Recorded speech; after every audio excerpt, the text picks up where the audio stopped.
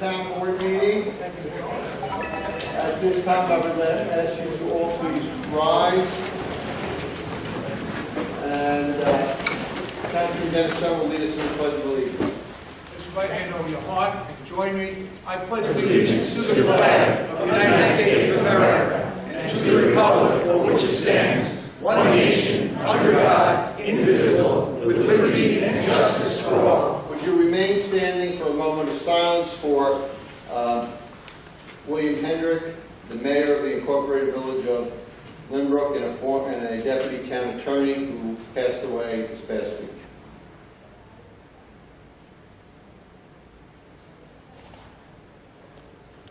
Thank you very much.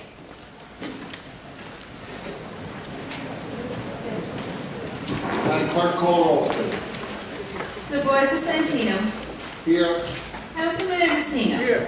Councilman Blakeman. Here. Councilman D'Esposito. Here. Councilman Dunn. Here. Councilman Gooseby. Here. Councilman King Sweeney. Here. Receiver of taxes, Donald X. Taylor. Here. Okay. Thank you very much.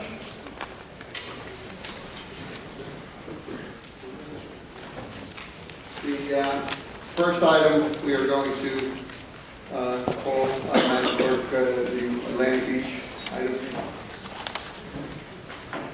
Proposed assessment role, Greater Atlantic Beach Water Recreation District for fiscal year commencing January 1st, 2018. Is there anyone who would like to be heard on the Greater Atlantic Beach Water Recreation District?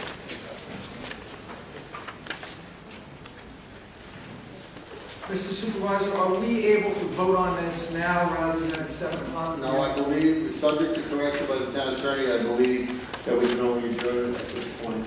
All right, I move that we adjourn this matter till 7 p.m. Is there a second? Supervisor Santino. Aye. Councilman Eversino. Aye. Councilman Blakeman. Aye. Councilman D'Esposito. Aye.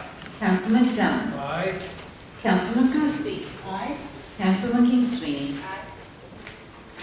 Next item, please.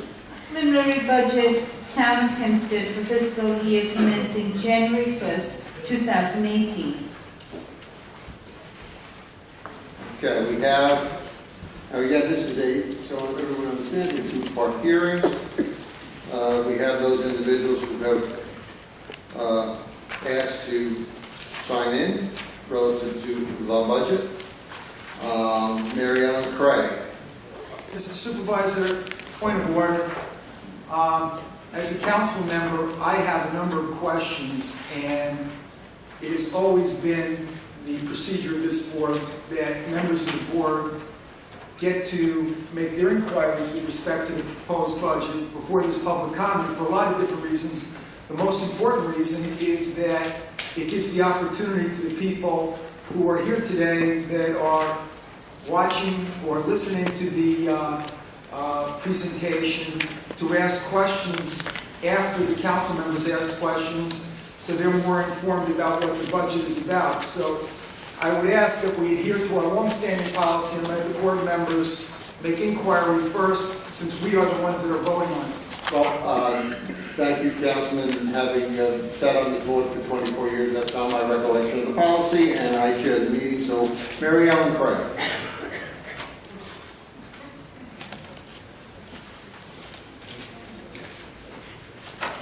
Point of order. The budget hasn't been read yet. I think that there should be a presentation to the public with respect to the budget so that the public has at least some idea of the important issues that are involved in the budget. Certainly we don't have to read all 201 pages, but obviously if people are going to ask questions, they should at least know what's in it. Councilman, the budget has been published. It's been on file in the clerk's office. It has been published. We will move ahead. Ms. Craig, go ahead, please. Your name and address for the record, please. 436 Locust Avenue, Union Jail. I would like to know which department is responsible for painting the water towers, please. Mr. Conroy, the question was, which department is responsible for painting the water towers? That would be the water department. Water Department, and also the maintenance? Same, water department. Thank you. The Uniondale Fire Protection District, is that in this budget? I did not have an opportunity to. Mr. Conroy? Yes, it is. Yes. Yes, it is. And how has it been disposed, please? I believe it's in the back of the budget. And to what department has it been disposed, please? I don't think we're quite following the word. How do you mean that, dispose? When it, in previous years, Westbury Fire Department has been contracted to provide the services there, and that is the disposition. To the best of my knowledge, the only entity that bid on that contract was Westbury, so it remains with Westbury. Which is in litigation in any case with the Uniondale Fire Department. I'm unaware of that. Mr. Rob? I'm not aware of that either. The Uniondale Fire Department did not bid on the fire protection district. Thank you. Is there any decrease in the amount for publications? I know you've made a big issue of downsizing the budget, and I know the publications are intense. Mr. Conroy? That would be a line item in each one of the funds, whereby we'd be printing, and yes, on occasion there is some, but you have to go through each one of the funds to determine whether or not there's been an overall decrease. And your general impression?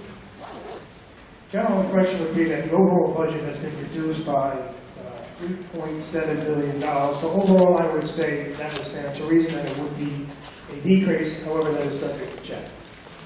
Again, it is dispersed throughout the budget in each one of the different funds, and within those funds, each of the individual departments. In specific, how about the travel and recreation, the one that's put out monthly? I don't understand the question. There is a monthly publication of a calendar of events throughout the town. That's in the Department of Tourism. Right. That doesn't get mailed out. That gets, I believe, dropped off at libraries and hotels and things of that nature. So that would be in the department. I believe what Ms. Craig is referring to is in the Department of Tourism. Give me a moment, let me just refer to that. Thank you. And to your knowledge, Mr. Supervisor Santino, is there any downsizing of the publication budget for your department? Well, again, I believe the controller answers that, but I'll refer it to him when he's Tourism, Department of Tourism, advertising and promotion is budgeted at $50,000. And is this a decrease as far as you know? No, in this regard, it's an increase. Increase. Mr. Supervisor, I have to tell you, until I read the budget, I wasn't aware that we had a Department of Tourism. Maybe somebody could explain exactly what they do, and before they do that, Mr. Conroy, could you tell us what the salaries are? Mr. Blake, we are answering Ms. Craig's questions. We are going to go through the members of the public.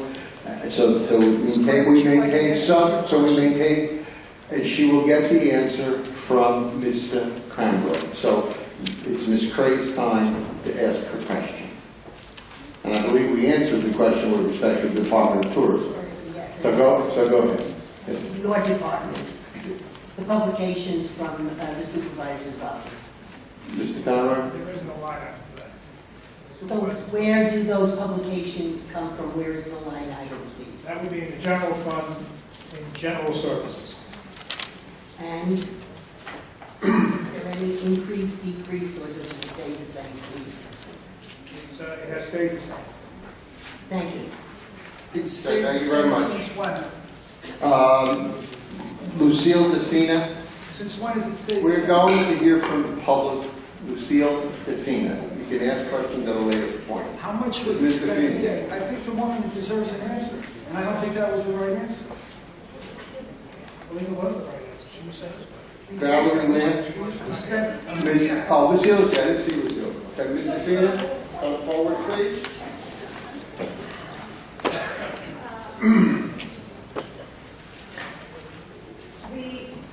There's a new line. Your name and address for the record, please. Lucille Defina Merrick. There's a new line item for maintenance mechanic at the animal shelter, $83,000. Is that one person making $83,000? You direct me to the page and the item you're referring to. Page 233, and the item would be maintenance mechanic 1. Maintenance mechanic 1 was budgeted in 17 for $83,013. Same number budgeted for in 18, so it's not new. It existed in the 17 budget. Yeah, I know. It's crazy. Actually, Mr. Keenan, you I said have a guy. page It's 233? nuts. Yes. Mine only goes up to 207.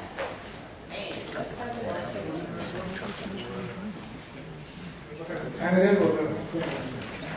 Tentative, I wasn't given a final. You're not going to get it. Well, everyone was given a preliminary last year. Are we, does everyone else on the board have a final? I did too.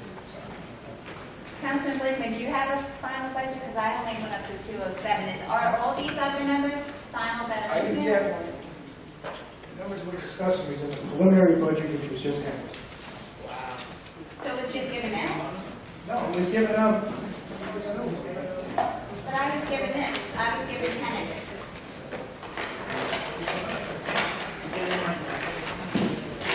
So these numbers aren't good. Nothing has changed. But there's an extra 30 pages. It's just 30 pages is all about grants and whatnot. It doesn't have But anything. it's the animal shelter. That's in my district. Yeah, you would think you would need that. So the question was answered, Ms. DeFina, that Well, I it was don't the same know. from the year before. I have the budget from last year, the 2017 budget. I'm looking at it, it was on page 236 for the title descriptions and the salaries and the wages. And I don't see it in here, the mechanic, maintenance mechanic making 83. So I don't know what I'm missing, maybe someone can show me, but it's not here in 2017 budget. Mr. Cameron, are you able to address that? Because I don't have that other budget in front of me. We just come here for fun. What we have here is that the maintenance mechanic 1 was in fact budgeted in 17 at 83,013. Total budgeted positions animal shelter in 2017, 37. Total budgeted positions in 18, 37. No vacancies in this budget. Point of information, is there any difference between the preliminary budget and the so-called final budget? Yeah, maybe that's it, because what I'm looking at, there's nothing in here for maintenance mechanic. It just kind of popped up in this year's budget. There is, to answer the councilman's question, there is no change in any of the numbers in here. The difference between the preliminary and the tentative budget is based on the preliminary budget did not have associated graphs and schematics and narratives and the like, but the dollars have not changed.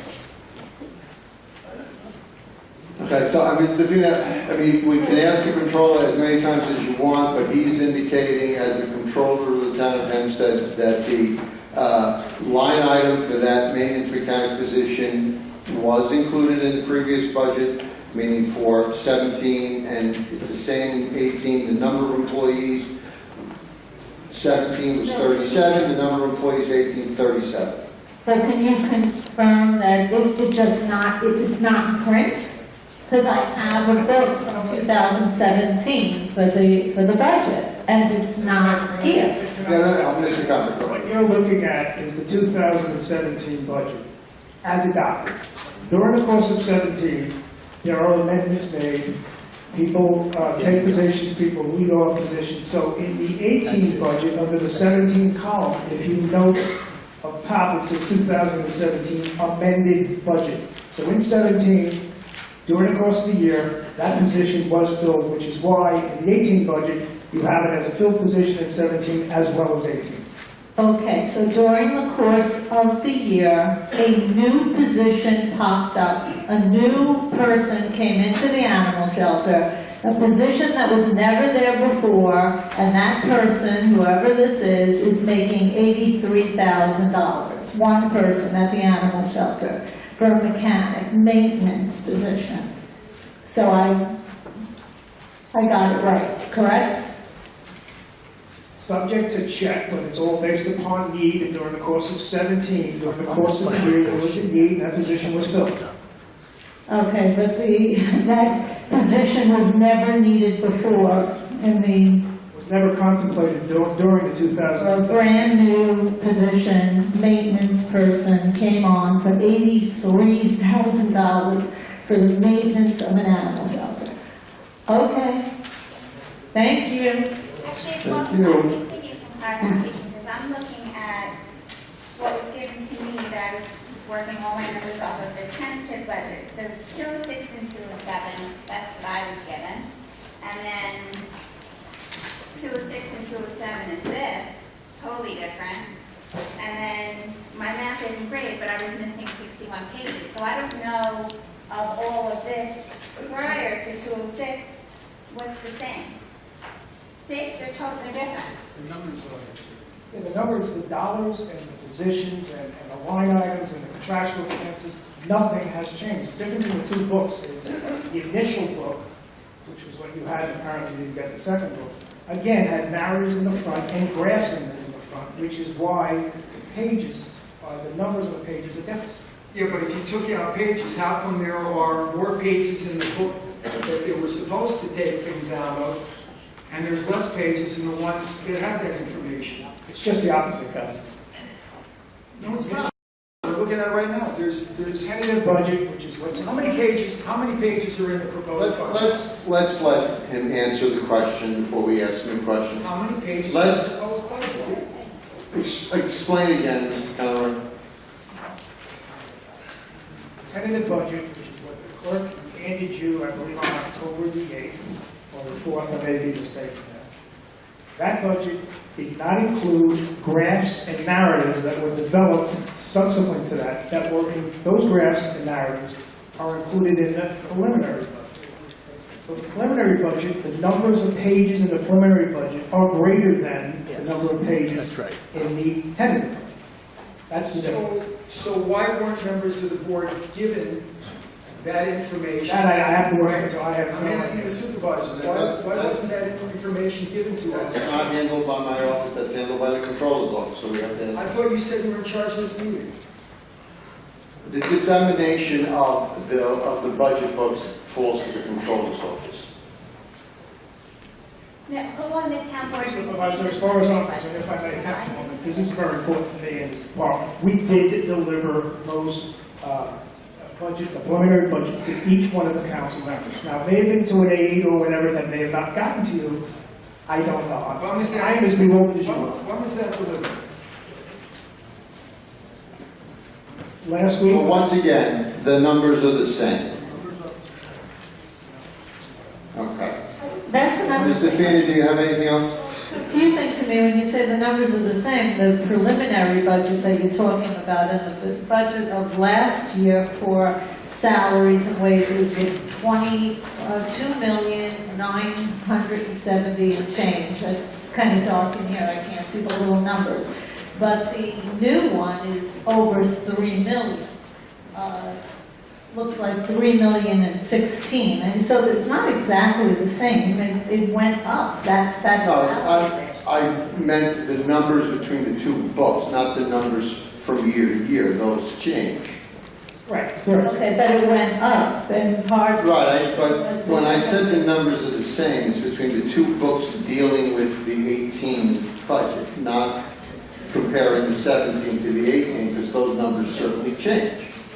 Okay, From but year to year. the wages and salaries have gone up, and a big part of it is a brand-new person who's a maintenance person making $83,000. I mean, it's not like it's a behaviorist or a vet tech or something that has to do with animals. We're talking about a maintenance handyman guy making $83,000. I mean, who made the decision to hire this person?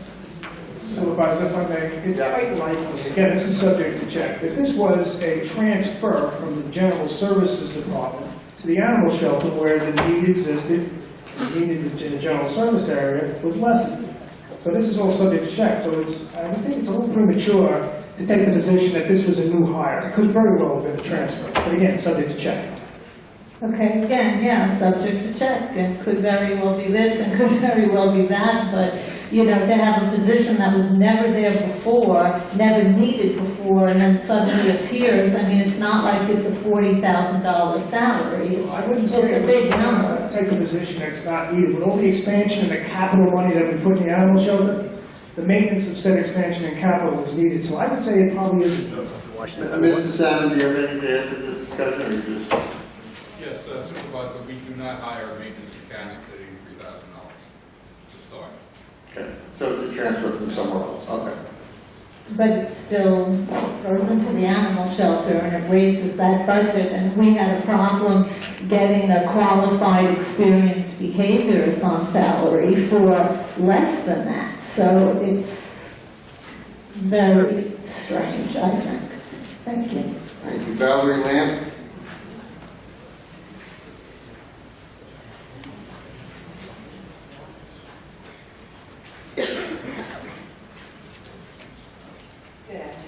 Good afternoon. Your name and address for the record, please?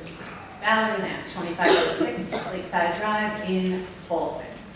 I'm reminded of, I guess I love quotes, so I'm reminded of this old adage from Yogi Berra, right? Which states, if you don't know where you're going, you'll wind up someplace else. I like that one. Kind of having a hard time, just as an average, everyday taxpayer, that there seems to be a lot of controversy and discrepancies amongst what we're told, what's advertised in all of these mailers, TV commercials, sponsored advertisements on Instagram and Facebook. So I'm just trying to get a handle on it, just once and for all. I'm a simple girl. I got a call about 2 weeks ago from the campaign headquarters, which I understand, I'm a registered Republican, and the poor young lady who was given a script was telling me that there is a $5 million surplus. And then I have seen, prior to this, our controller stating that there is a $6 million deficit. So on one hand, I get these mailers and TV commercials saying that we turned around a $23.5 million deficit, and we have this awesome surplus. But then I see from the controller a $6 million stated deficit, audited financials are coming out. Other people are saying $52 million deficit on Open Book New York.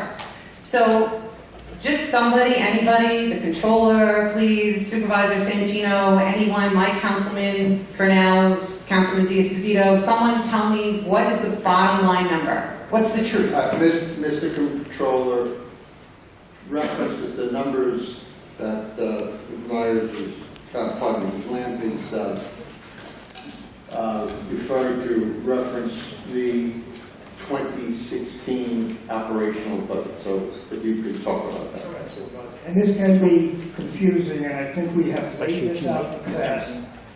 So essentially what this is all about is that the municipality, the town of Hempstead, needs to file on an annual basis. It's known as an annual update document with the state controller, due and filed timely by April 30th, 2017, for the calendar year 2016.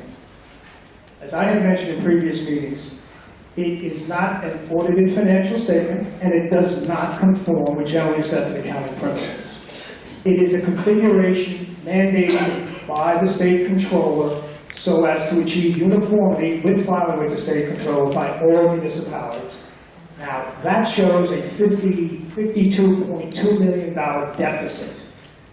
The reason for that deficit is approximately $45.7 million of capital expenditures that we made in 16 that we did not go in the bond market until 17 was deemed part of the deficit. Once we were in the bond market in February of 17, that wiped it out. So what you need to look at is audited financial statements by an independent CPA firm, of which we employ AVZ in that regard. And so those. Can I Let's let him finish the explanation. Sorry, I thought that wasn't finished. No, that's what it is. As I prefaced this, I said this is somewhat complicated. So you're cherry picking a number from the AUD audited update document of 52.7, and then you're confused, you hear 6.1 million. $6.1 million is the audited financials of the town for 2016. It is a real number. That's the number to go by. That conforms with... Deficit? I'm asking. Right. That's a deficit or a surplus? No, I got it. Allow me to finish. Unfair. That conforms with generally accepted accounting principles, which is what the world conforms to in terms of measuring the financial liability of an entity. Now, what we have said is that there were two items that was included in that deficit that had they not happened, we would have a $5 million, and I'm qualifying the statement, operational surplus. Those two items were one-time items. One was the forgiveness of debt on the garbage tax case, which we got a judgment from Judge Morano in July of 2015, where recognizing that the county was probably not going to pay us timely, we forgave $7.4 million. That adds to the deficit. In addition to that, the highway department had an inventory write-off of 3.7. Again, if you factor those two items out, you end up with, in a qualifying statement, and all of our publications have qualified this, an operational surplus of $5 million. So what that means, Mr. Controller, is that the budget in 2016, the passed in the end of 2015, that actually was functional in 2016, called for the use of 23 and a half or a little bit more in fund balance in order to be balanced and be operational and function. But what actually happened was not only was that $23.5 million in fund balance not used, $5 million was actually added to fund balance. Operational surplus. Operational. Yeah. So what I'm hearing is if this didn't happen, and if that didn't happen, and if Woody had gone straight to the police, we would then have a balanced budget. That's what I'm hearing. Am I wrong? Yes, you're wrong. Okay. So anyway, I have 2 minutes and 41 seconds left. I would like to give my time to Councilman Blakeman. No, we're not doing that. There is no seating of time. There is no seating No of seating of time. time. That's illegal too? There is no I'm wrong? seating of time. Okay, so I guess, you know what? I'll reserve the rest of my questions for later. Thank you. Okay, Ian Myers. But that's, this is the budget hearing, so. No, this is the budget hearing, so. All right, not budget related, very good. What's that? It's the budget hearing. Well, right now, we're in the budget hearing, and it will be adjourned in a little bit until this evening on the budget. There's one other item on the calendar that has to do with proposed legislation relative to mailings, but what is on the calendar, what's under consideration right now is the budget. I understand that, so what I'm asking is when is the appropriate time to do this? Well, if it's not related to the budget or not related to mailings, today is not the time. There is no. Then our next regular meeting, which I think is November the 14th. Correct me if I'm wrong. Okay.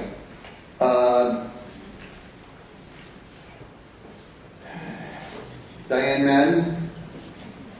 Have to call me. Change his name. He almost called me.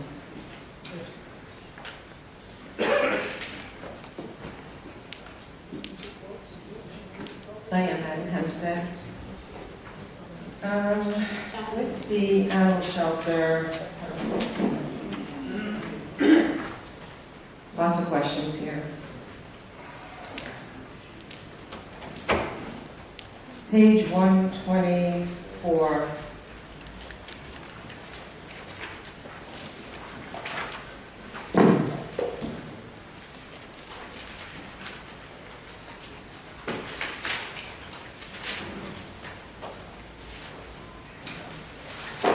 Maintenance equipment went from, looks like 2,500 to 4,500.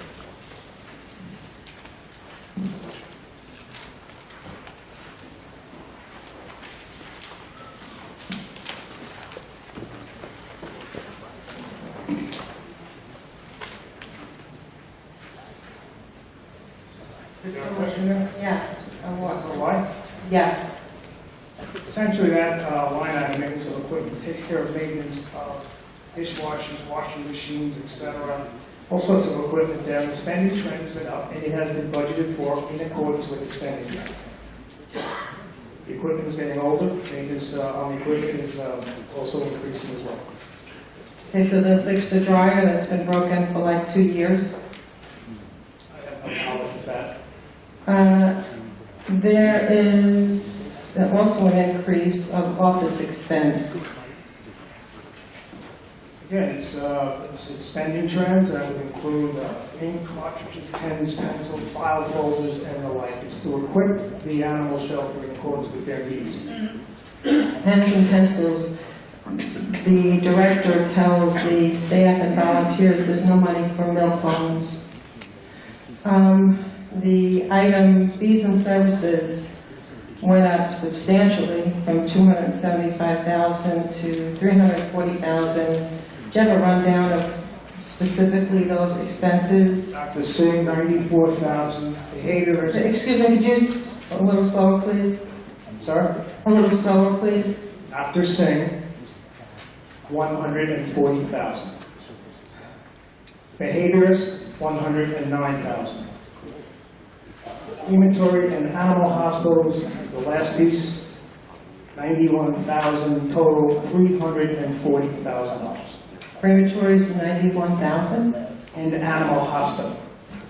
Combination of crematory and animal hospital. Animal hospital meaning what? Out, other animal hospitals? Yes, that would be off-site services, veterinary services, Island Trees, Central Vet, and New York Specialty Vet. And those are the contracted? Yes. Island Trees Central, and who else? New York Specialty. And so that would be over and above Dr. Siegel's salary, which would be?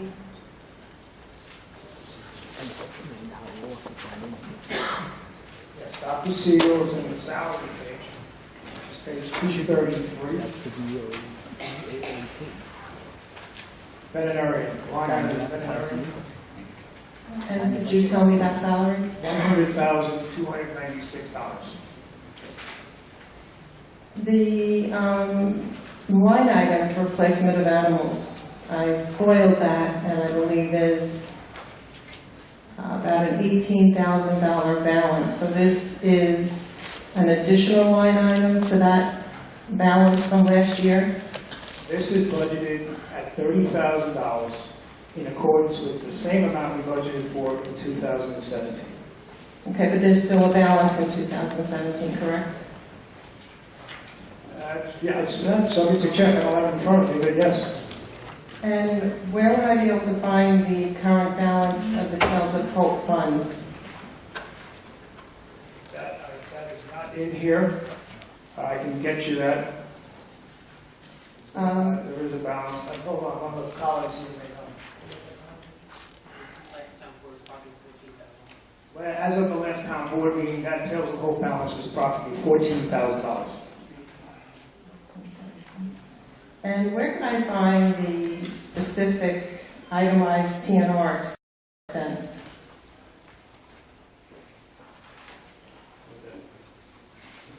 We don't have there's no line item for TNR expense. So where does the money come from?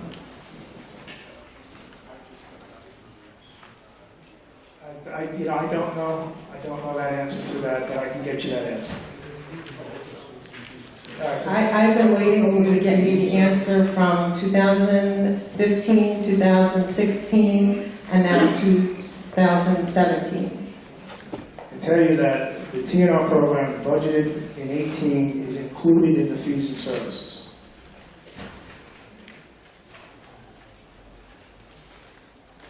But you just mentioned the behaviorist, Dr. Singh, the crematory, and animal hospital. So now you're saying that TNR is also a part of the fees and services? Yeah, those are the entities, the vets, and the hospital that will perform that function. We don't have how much was budgeted for TNR? No, it's not budgeted as a separate line. There's just a bucket of money and then it's spent as needed. It's part of fees and services, including fees and services. Now, as far as the advertising and promotion, where are the animals advertised and promoted? I know before Michael Bestori came in, the budget was for $2,500. It is now $500. So where are the animals advertised? Where is this $500 spent? And I'm only asking because the volunteers and staff went to great extent a few weekends ago to have an event for the rabies clinic and to promote adoptions. And on average, about 400 to 500 people used to show, and it was average, maybe 100 people showed at this event. So you're asking me the venue as to where it's being? Correct. I don't know that answer. I know we budgeted, in this budget, $500, and the venue for those dollars would be for free adoptions and special promotions as it relates to the animal shelter. So does that money go to mailings? Does that money go to Newsday? Does that money go to, where does the $500 go to? I can tell you, I don't believe it goes to Newsday, but it would probably be a combination of mailings and the Long Island Business News, but that would be something to check. I don't know definitively the answer to that. So where would I find the mailing expense for the animal shelter? The mailing expense, the animal shelter is in the general fund, and if you look at general services, postage line and general service would take care of that. So, but there's no way to find the itemized amount of money. In other words, the difference between an animal shelter mailer and a mailer for Supervisor Santino's events or appearances. That would be a manual effort. We'd have to go through them all, but there's nothing readily available. Okay, thank you very much, Ms. Manning. Felix Procacci. I'll ask my final questions tonight. Actually, for purposes of clarification, can people speak both during the day? It's one hearing. It's one hearing. You cannot speak twice in the same hearing. Those are our rules. So I have 3 minutes to, as a resident and a taxpayer, I have 3 minutes to express my concerns, my questions. That has about always been the budget. policy once at a meeting, and this is a continuation to the evening. It's the same meeting, just with an adjournment. I believe in previous years I've spoken at both. That's not correct. Mr. Town Attorney? Well, I think it's time to change that Mr. Town policy. Attorney? I think that Mr. Town Attorney, will you answer that, please? It is one meeting. There, if you speak in the afternoon on the budget, you cannot speak at night. It is So who created that policy? It's been the policy of the town of Hempstead. It is the policy. Well, I think it's time to change that policy. Thank you. Because I am not finished. Thank you for your input. Okay. Okay. Mr. Procacci, you can speak, so good, take your time. Diane, please. Exactly. Where is it written? Town policy code number section, where is it written? I can speak to the air. Where is it written? Policy number. Felix Procacci, 1165 Orange Street, Franklin Square, New York. The $6 million loss that Mr. Conroy talks about is never mentioned in the mailings that taxpayers paid for. Only the $5 million surplus, none of the rendition that he went through last time. It's not even printed in Newsday because they just write whatever the hell you say. You have to spell it out for them. They will write anything, no matter how stupid it is, Newsday will write it. Now, you have a $6 million loss, and that should be the title. And Santino's misleading residents with all his paid advertising on Newsday.com and Instagram and everywhere, Facebook and everywhere else, that's a lie. It's a $6 million loss. You don't put operational surplus, you don't put a little asterisk next to your advertising indicating all the stuff that you have to subtract to make the thing work. So it's a lie, period. That should be written in Newsday tomorrow. Santino lies. I mean, it just is that's the case. I don't want to hear from you. You know, you just say the same crap over and over again. I really don't want to hear from you. Also, I want to go on.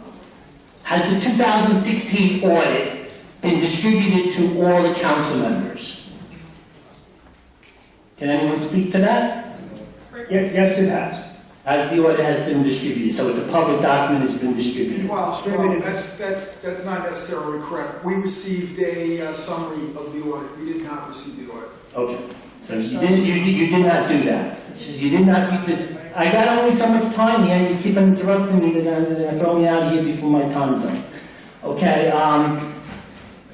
What Mr. Conroy alluded to, and what Mr. Fina very astutely found out, that this budget, the second he passes it, the second this board passes it, can change everything. They can't change maybe the top line number, you know, whatever, it's 430 million, 420, they can't change that. But all the numbers in between could change, and that's how they get a lot of their people on, and they give them raises, because just like they gave a raise back in 2013, it wasn't in the budget book.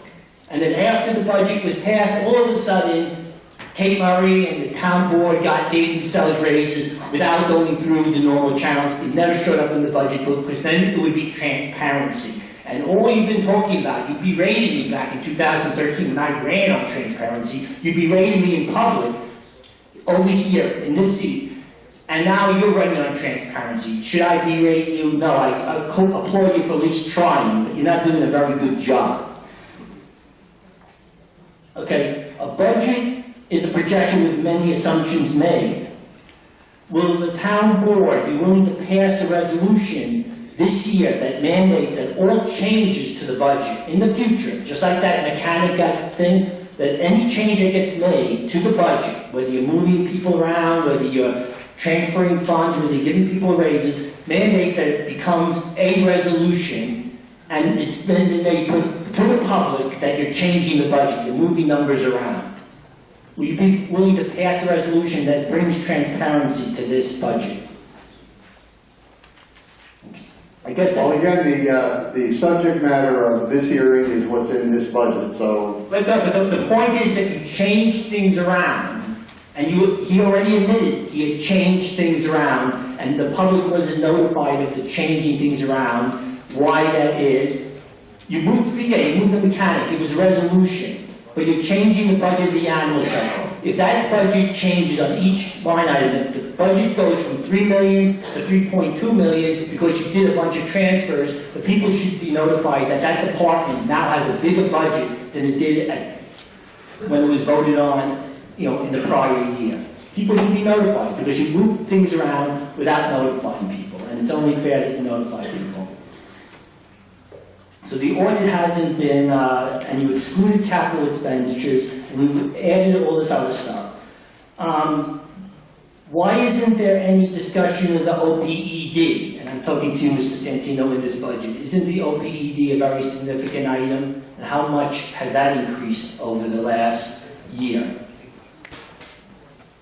I believe the acronym is OPEB, Other Post-Employment Benefits. Is that what you're referring to? Yes. Your question is? How much has it increased over the last year, and how come you didn't include that in your budget as a discussion? Okay.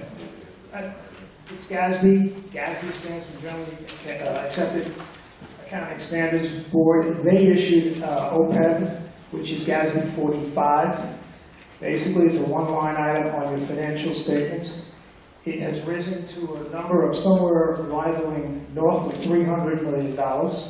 You don't need to fund it, and as a result of not funding it, it doesn't appear in your budget as a budgetary line item. No, I understand, but you could put it as a discussion just to let you know, because that's an indicator of the health of this town, that OPED. Well, what was it last year?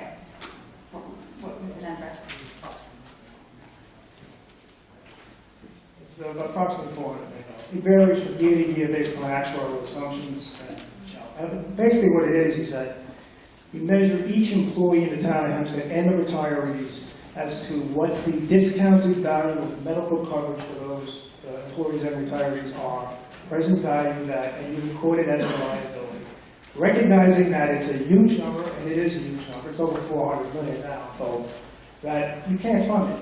You pay as you go. So where those retirees go, you pay those medical benefits on an annual basis so as to keep your budget from exploding, because otherwise we would have major tax increases if we had to fund that currently.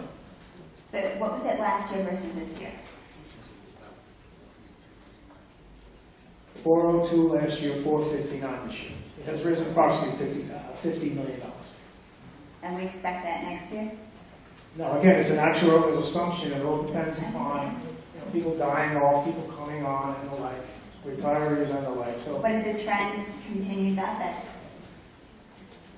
yeah, I would say the trend is probably continuing. do all of the municipalities not address it? All entities, and it's a requirement that we don't fund it. It's a state of New York requirement. You just have to record it on your books as a liability. Again, a post-employment liability. So you're not going to realize the expense until such time as you have a retiree or you have to pay the medical bill. And the medical is quite substantial. I want to just bring up another thing, another budget myth, that most of this is advertising, not always in the budget book, but in the discussion, which is also not required, that hired employees are not subtracted from the savings of early retirement. Now, I asked that question a year and a half ago, 2 years ago. That's the case. So that's a myth. Newsday will write that they're saving $2 million and whatever. It's a lie. And also the $23 million in reserves, that was an estimated number too. You're basing it, had you done $100 million, you would have had a big turnaround based on a projection that doesn't exist. Thank you very much. Mita Meriday, please.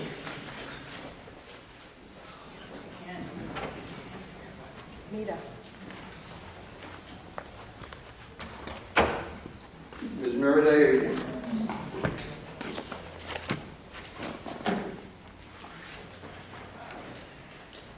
Rita J. Meriday, Baldwin, resident, New York. Association of Towns Manual, I believe this is section, it has to do with the budget before anybody asks the question. Town board functions, section C, item 2, executive powers. A town board as a group is the executive head of the town, just in case nobody didn't know. The town board as a group is the executive head of the town, no one individual. Just for the record. The town attorney, as per this document in this budget, is supposed to represent the interest and speak on the interest and speak with the town board, not just the supervisor. I'm not going to take up all my time going through all these pages. I'm going to be specific. First of all, I'm still asking the question, and I'm asking the question on the record with regard to the policy, item, number, code, subsection, legal precedent that says that residents who take the time out of their day making clearly less money than the majority of the people who work for the town cannot speak to these issues, and if they get other questions, not have the right to speak to these issues again later on this evening. I'll await someone getting me that information. My specific issues will be on 219, the supervisor's page. Actually, maybe we could consider changing the rule for purposes of this meeting because I think this meeting should be ended, not adjourned. What's unique about this one is our last budget meeting, as I understand, the council members were allowed to speak before the public so that you all were, in a sense, better informed and asked better questions. So since we have to speak after everyone speaks, then maybe we could have... Mr. Town Attorney, would you opine on that, please? I have a motion. Let's hear from the town of order. Let's hear from the town attorney, please. I have a motion. Let's hear from the town attorney, Mr. please. Town Attorney, my motion takes Mr. Town Attorney. Yes. Thank you, Mr. You'll get to do your motion. Let me just answer her question and then you can let it, okay? I do.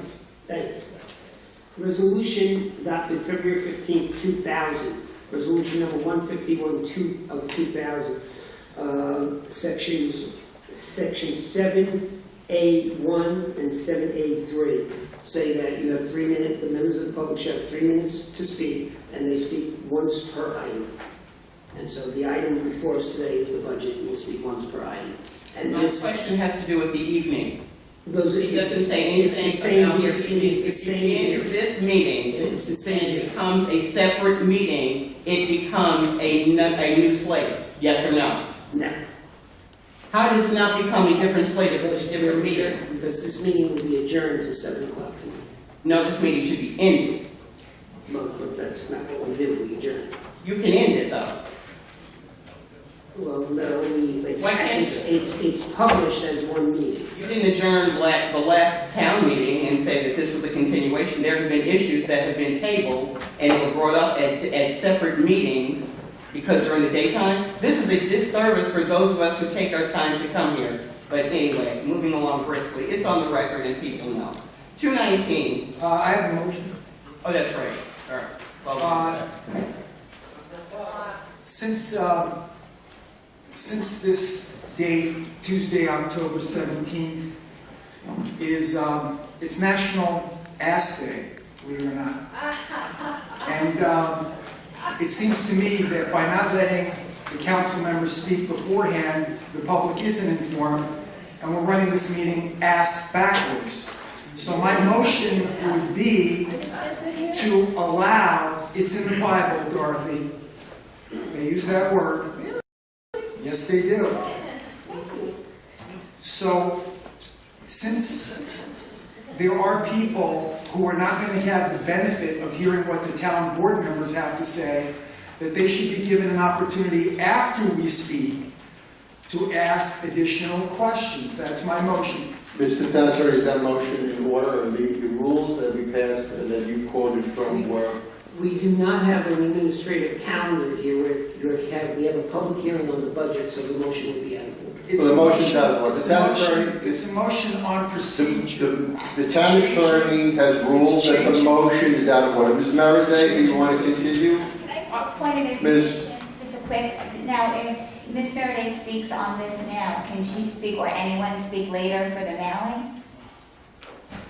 That's a separate hearing. So yes, That's a separate hearing. yes, correct. But there may be other questions since, well, I was going to say since the board has the budget information, but once again, it seems quite interestingly enough that it kind of misses certain offices. I just don't quite understand that. So I feel it's a disservice to residents to not be able to get the viewpoints and the representation from those who are duly elected because they seem to be, eliminating from the process itself. But again, what do I know? Only the Association of Town Boards says that this is supposed to be the executive group represents all. Moving on, supervisor's budget. Okay, you have you in the position, let's say supervisor, you have chief of staff, you have an executive assistant, you have a press secretary, you got a secretary. You got 3 secretaries to the supervisor. You got a special assistant to the supervisor. And then you, Mr. Supervisor. There's a couple of your people that work for you that make more money than you do. You have one veteran service person. And yes, I'm going to bring up my issue about the veterans, but I won't talk about the contracts this time. I've already had discussions, and your commissioners do a wonderful job. Just my comment with regard to the job that they do, and we are in this era of talking about diversity and inclusion. Maybe it's me, but I have yet to see a female or person of color who is represented in the staffing as far as the higher-ups and commissioners. I could be wrong, but if we're talking about that, let's be about it. So before we get into this is the township that has the hired veteran specialist and blah, blah, blah, blah, blah, you service over close to 50,000 veterans, but yet you have the same one person who has, a part-time seasonal person, and you have these other departments, senior enrichment, they've got community staff, they've got outreach. Are we not saying, what are we saying actually to our veteran population who have increasing needs, and once again, they have to keep coming and making that appointment to get here to get help and resources, but you have no problem, walking around and talking about how much you're actually doing for veterans, and they're still dying in their homes as we speak. And we should have an opportunity to continue to speak about these issues that are impacting our taxes on a regular basis. Thank you, Ms. Meredith. Can anyone just give me an answer to the question about the fact that you got almost your own, fiefdom in your office, and you're still controlling the budgets on the other council members? That's not correct. Thank you, Ms. Meredith. Ms. Lori Floyd's Gelli, priority. please. It's Ms. Floyd's priority. Lori Gelli, please. Lori Gelli.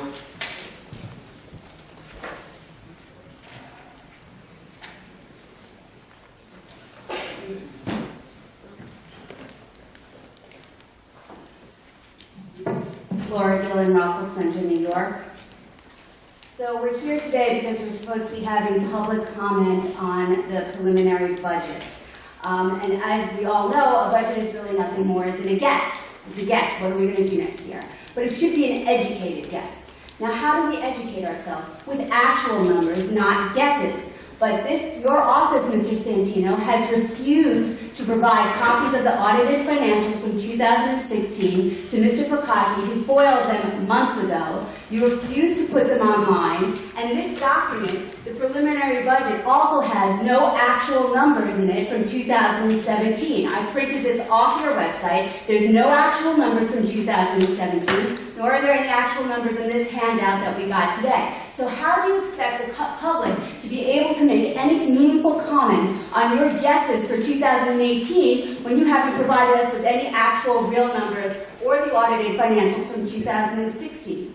Just by way of example, in your 2018 budget, you project expenses of $418.6 million. Let's look at the actual numbers. 2014, actual expenses, $483.1 million. 2015, actual expenses, $494.6 million. 2016, actual expenses, $506.1 million. 2017 guess on expenses was $422 million. That's a reduction of $84.4 million. I'd like to know how we're doing. Have we really reduced expenses by that much? It seems very unlikely and unrealistic. In addition to that, we now see that we have board members who are not given the most up-to-date copy of the budget that they're supposed to be considering. That's absurd.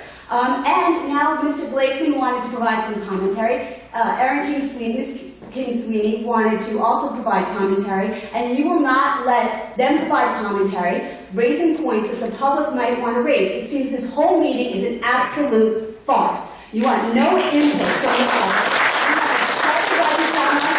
Without providing us the information that we need, without providing your council members with the information that they need to make an educated guess about how money is going to be spent in 2018. I think we need to have another budget hearing after you provide the numbers that we need to evaluate whether or not we are performing the way we should be. Now, with respect to certain line items in here, I have a few questions.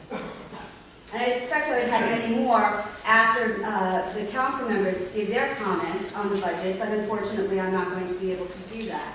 I'm wondering about the budget for the supervisor. We see this number for salaries and wages, and Ms. Meriday raised the number of assistants that you have, including your executive assistant or advisor to the supervisor, Mr. Coleman, who we know got $40,000 in raises last year, and we also know that he's your campaign spokesperson. In fact, he was on Newsday giving all kinds of statements for your campaign for an article that was posted around 6 o'clock. So that leads me to believe that he's making comments to Newsday during town time. I want to know how much of my money is being spent to pay Mr. Coleman to make comments for your campaign.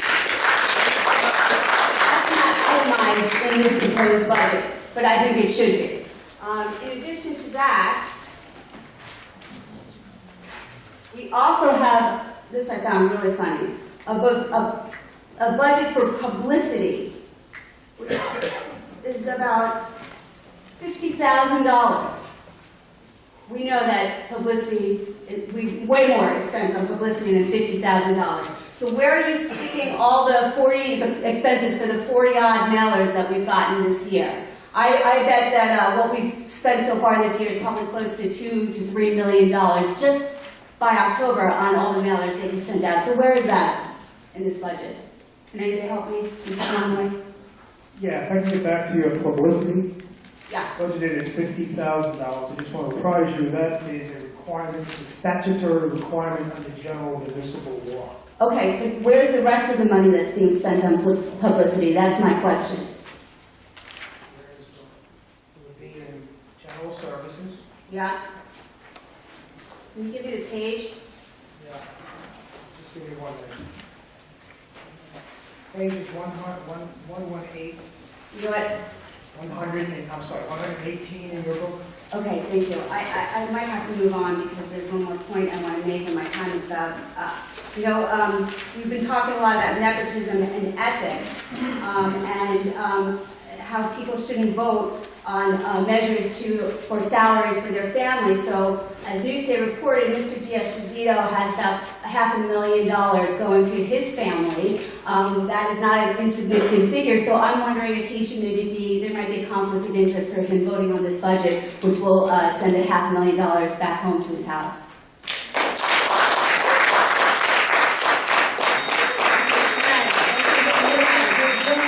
7 p.m. tonight. Wait. I haven't had an opportunity. Supervisor Santino. Valid motion on the floor. Supervisor Santino. Councilman Ambrosino. This is the most bizarre. Councilman Ambrosino. Before who's talking? Councilman Ambrosino. Don't look at us. Councilman Okay. Bateman. Yeah, I am gonna talk. Listen. Councilman D'Esposito. Listen. Councilman Dunn. Before you go on to anybody else, I haven't voted yet. I haven't voted yet. There's a motion. I have not voted yet. There's a motion. There's a motion on the table. The motion has to be disposed of, and then. I haven't voted yet. I understand. So you better call everybody. We don't have a quorum. We don't have a quorum. There's a motion on the table. That You motion. better call everybody back in. Call. We did not hear your vote. We don't have a quorum. You called Votes are on the record, so the vote is no. presiding supervisor. I did. Oh, you did? You need a quorum. You need a quorum. I called for a quorum. Supervisor Santino voted. That's I'm one. calling for a quorum right now. Councilman Ambrosino. You can't proceed I'm with a calling meeting. for a quorum. You can't have a meeting without a quorum. Mr. Rao, there is no quorum. There's no quorum. You need a quorum. Look in your state law. You need a quorum. You need a quorum. You need a quorum. You know, Mr. Rao, I want to ask you right now, does the supervisor have the ability to adjourn again tonight before any of the council members can be heard? Because this is not the way to conduct a $400 million enterprise. Under our rules, when there's a motion on the table, that motion has to be disposed of. And it hasn't. Okay, well then, Councilman Ambrosino hasn't voted. Call for a quorum. Yielding the floor to Mr. Blakely. I call for a quorum. Mr. Ryan. You can't have a vote without a quorum. You can't have a vote without a quorum. Mr. Attorney, County Attorney, I had you in my office several weeks ago, and I asked you specifically, can Supervisor stop me from talking? He said, no, you have every right to keep talking until public safety pulls you out of here. He said, you said, stand up if you have to and keep You're not allowed to talking. hold the meeting unless you have a majority. You're violating the rules. You're violating the rules. Mr. County Attorney, this meeting is not over. I'm a member of the public. They're working for me. Figure it out. Supervisor Santino has voted. That's one. The rest of you vote, we'll dispose of the motion and we'll go from there. So let's dispose of it. Nobody Well, voted. they're not here. I don't control other people's conduct. I think as a point of personal privilege, can someone start videoing this and posting this, live streaming it in case someone isn't watching this? Alex, can you video this and put it live on my Facebook so people see what's happening? I I am told that 4 members of the board Including voted to security. adjourn. Including Is that the correct? That is To correct. adjourn. Town Attorney voted to adjourn. No, they did not. I didn't vote yet. But the You other. can't get to the others. You can't go out of order just because you want to go out of order, Madam Clerk. So stop making up your own rules. You're in violation of the town code. On a motion. You're in violation of state law. No, she's not. She is not allowed to change the order. On a motion to adjourn, there's no debate. So on a motion to adjourn. I haven't voted yet. You either vote or I'm you move entitled to on. explain my vote. There's no explanation, under our rules, there's no explanation of a vote on a Cite motion me to the rule. adjourn. Line, chapter, and verse. It's in that. Line, chapter, and verse. 151 of 2000. 151 of 2000. It's 151 of 2000. resolution number 151 of 2000. I've given you. Kindly read it to me. Thank you. I'd like to know what it is. I mean, there are dictatorships around this world that aren't run like this is being run. It's ridiculous. It's disgraceful. Actually, while he's looking at us, what happened? The supervisor just decided he wanted to adjourn? He didn't want to hear anything that might be questioning the budget. So all of our questions that we had were not permitted to be discussed during the day when there's all these people here. This is the most Section 6. incredible result. Section 6C of Resolution 151 of 2000. All motions are subject to debate except the motions listed in 6B, which motions are not debatable. Number 1, motion to adjourn. I'm not debating, I'm explaining my vote. Okay, you All right, get everybody back out here because it's not a quorum. I didn't get a vote. The meeting's been adjourned. Voted on the budget. You never voted on They the can't budget. go until I vote. You can't just skip council members. Once What are we again, doing here? Councilman, What the rules, what is the the rules- supervisor afraid of?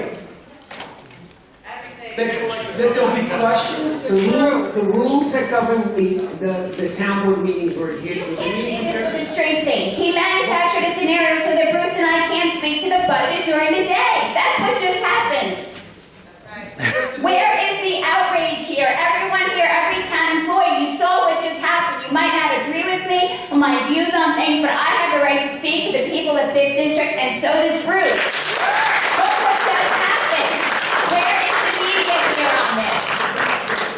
All these people who showed up during the day cannot listen to anything we just said. He just silenced us.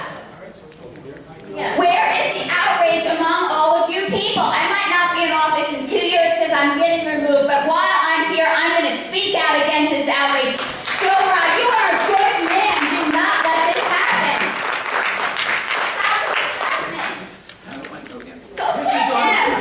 This is absolutely unprecedented. Absolutely unprecedented. Is this going to be a tweet or a print? That's the question. I hope this is front page of Newsday tomorrow. Maybe a tweet, right? Because we didn't even hear the vote. They jumped up so fast. We heard no name. We didn't want to get it to pop from this side.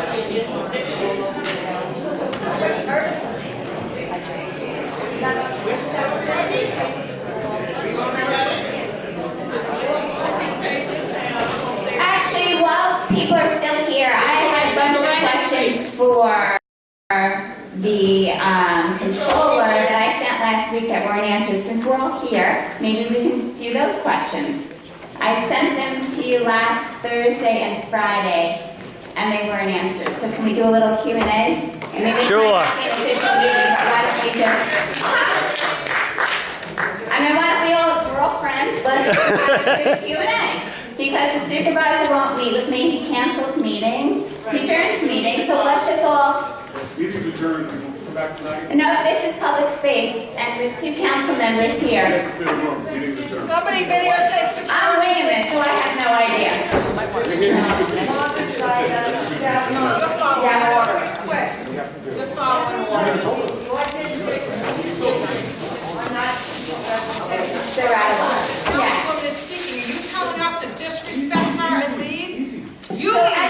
Mr. Conroy, I had questions from last week that weren't answered. Can we answer them now?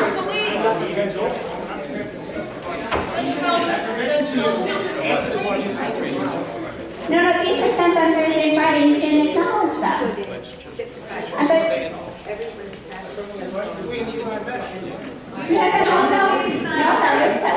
Last week I sent this to you.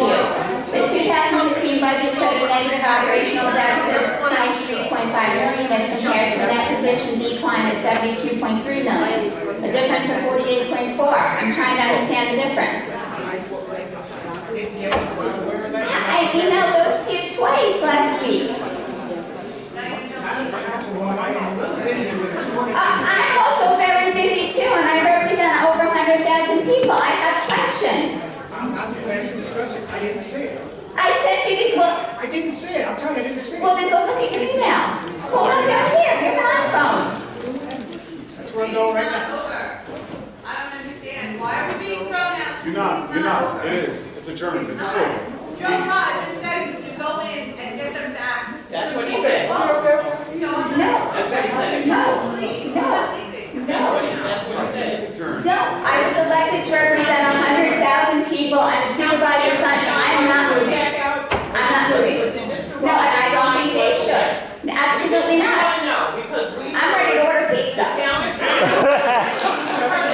attorney said that he was going in the back to bring them back out here. No, you didn't say it. What you said was... Yes, he did. Did we all hear him say Yes. to bring them back out here? The expression 10 million friends can't be wrong. We are going to wait here. I'll have mine with mushrooms on it. Pizza. Non-pepperoni, very light on the cheese. Okay.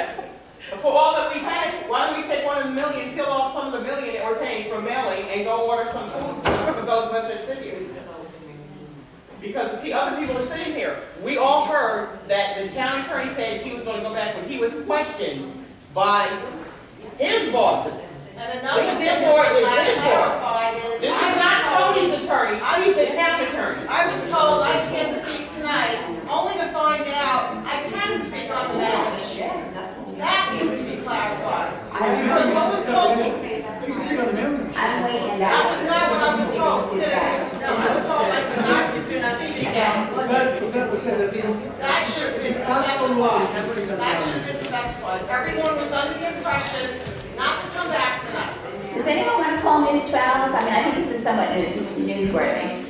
Can someone We're get a going to camera? stay here. Nobody's going anywhere. We'll be here till 7 o'clock, and he'll start the show all over again.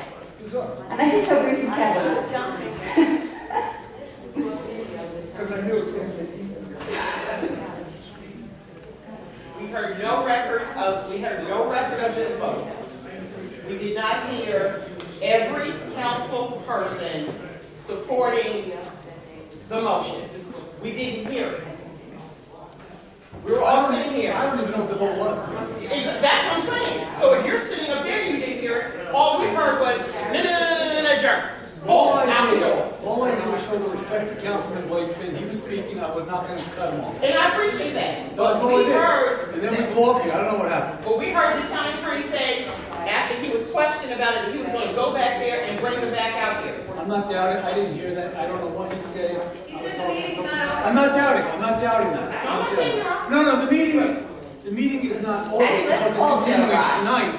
So the meeting is not over. I don't know. I can't tell you what's going on. This is unique in the history of parliamentary procedure. Why don't you go ask? I'm gonna call Joe Rout right now. Let's see. Yeah, put him on screen. I am. She's calling Joe Rock.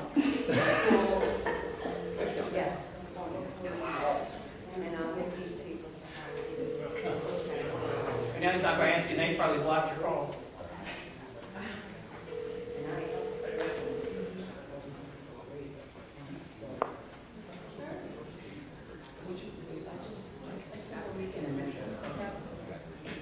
I toured the Civil Rights Museum, okay? Walked through the building and ended up in the room where Martin Luther King got shot. This is just his... And this, really? Really? I don't know, Nathan Bidden is probably spinning in his grave. He was a wonderful man.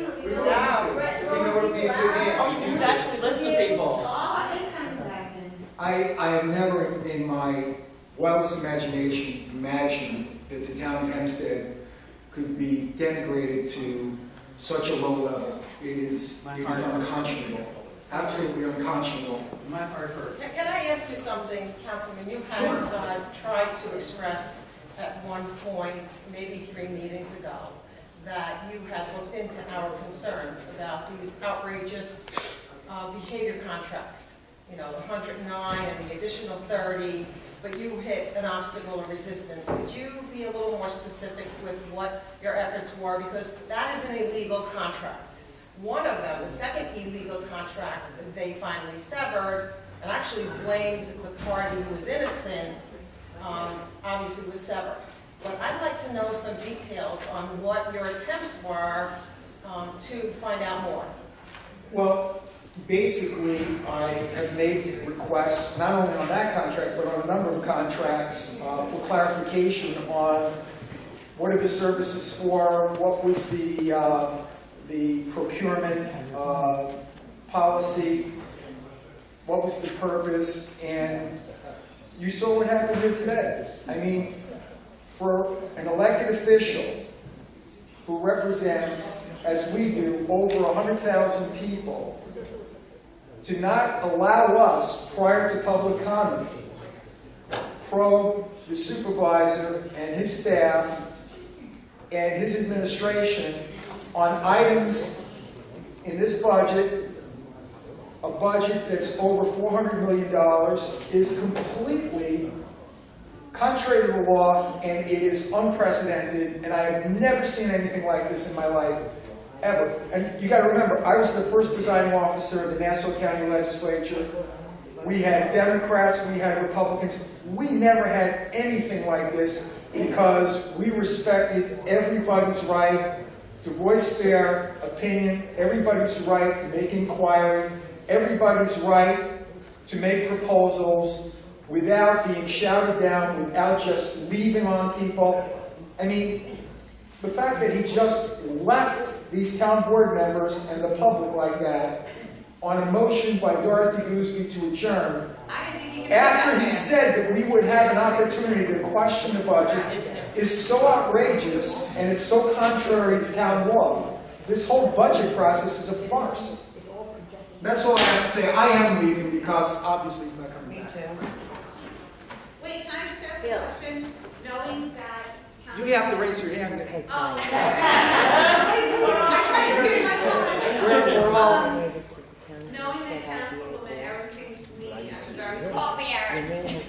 Erin did not receive the same preliminary budget packet that other councilwomen did. If I found someone. And just take their word for it, that 60 pages of charts and graphs or what have you, can you really even vote on a budget tonight? They will. They will? Yeah. The leader and the student will vote. So let's just call it what it is. The vote's already in, the fix is in. There's no real way or anything other than the two remaining standing council members. That's it. And so, That's it. Welcome to Town Hempstead. awesome. No, the town of Hempstead was never like this. I was a councilman here 20 years ago. Greg Peterson, Rich Guardino, Joe Mandello, never would have done anything like this this. town has gone down. I mean, I knew Nathan Ben. People sit in this building, but I knew the man. I knew the man. My family laid concrete that we're standing on. So I know the history. I know the history, and my heart hurts for this, and to be blatantly just disregarded and disrespected, and have this joke of a budget that we all know. It's not, you know, they're going to dance it across before the election, and then after the election, who's going to add 10 more people to his staff and then claim that he's not, that he's saving his transparency? If he's part of the $23 million deficit, he voted for this budget for last year. Look, all I can tell you is, at 7 o'clock, I'm coming back here, and I'm asking my questions, and he can say whatever he wants, but I'm asking my questions. So, that's the way it's going to be. Thank you. I'll think, I'm not putting you on the Yeah, spot. I don't think. I'm just seeing. All right. Just think. So you roll out, get some snacks. I won't say one word. Call your friends and neighbors.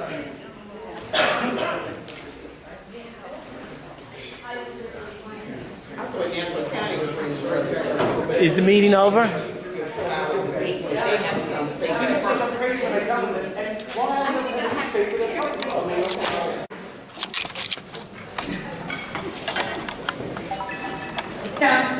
Councilman Eversino. Councilman Blakeman. Here. Councilman Diaz-Pasito. Here. Councilman Dunn. Here. Councilwoman Houston. Here. Councilwoman King Sweeney.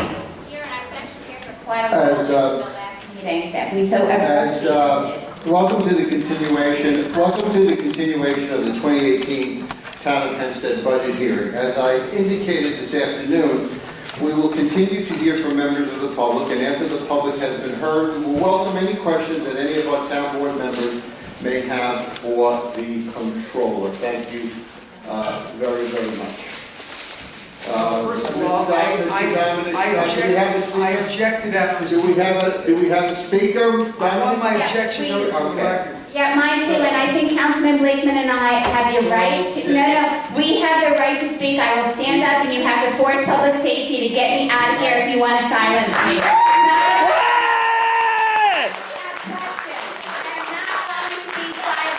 There is media here, I'm not going to be silenced.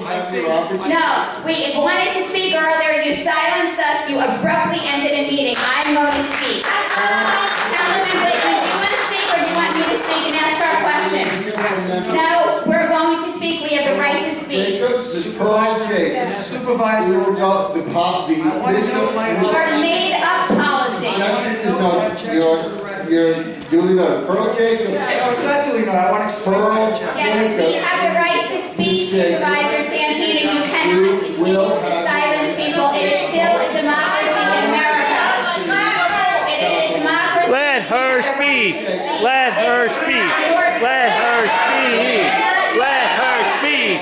Let her speak. Let her speak. Let her speak. Let her speak.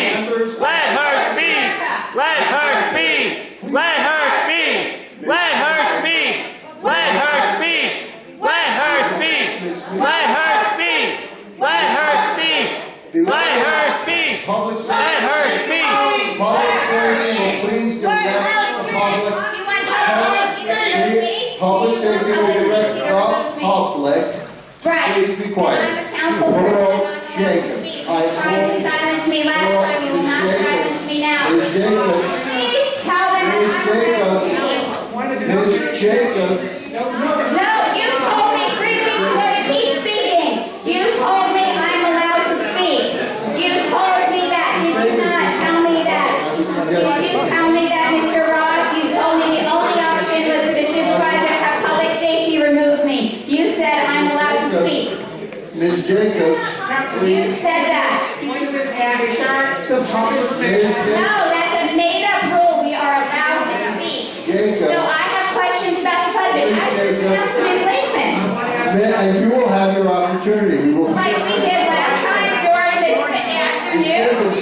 What are you afraid of? Jacobs, your time is running, Ms. Jacobs. I would suggest. You cannot hold that against her. You have the media here. You can't play that trick. Jacobs, I would suggest that you please ask your questions. Ms. Jacobs, Mr.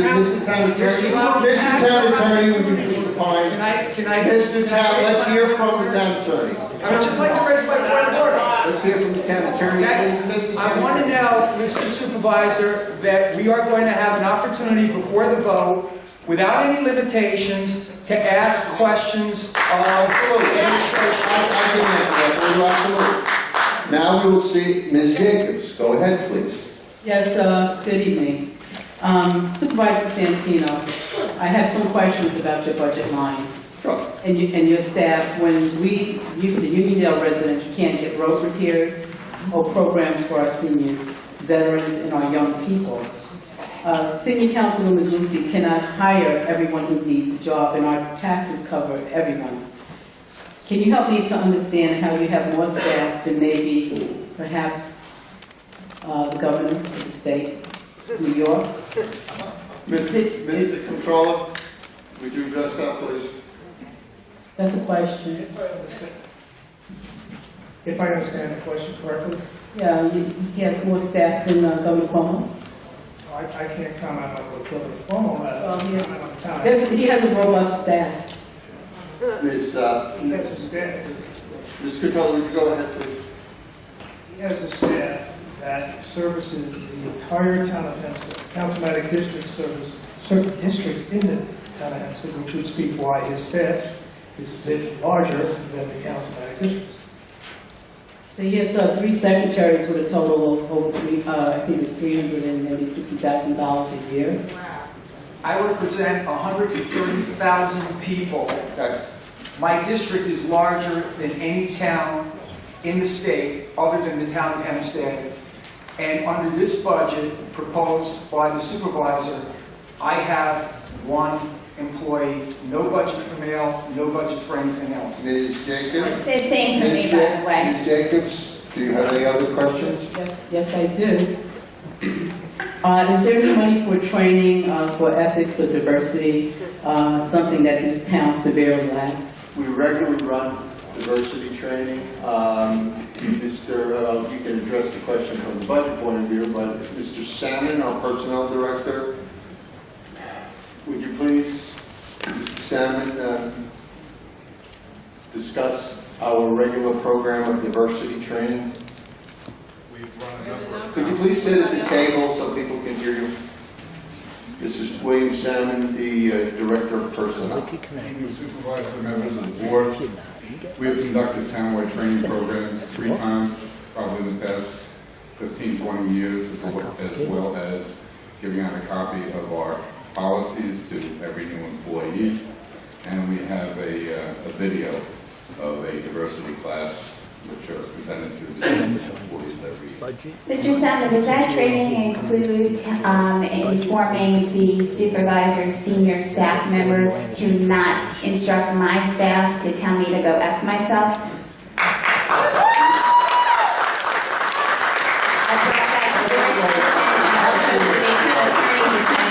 And to my knowledge, no action has been taken. Let her speak. It's a question about training.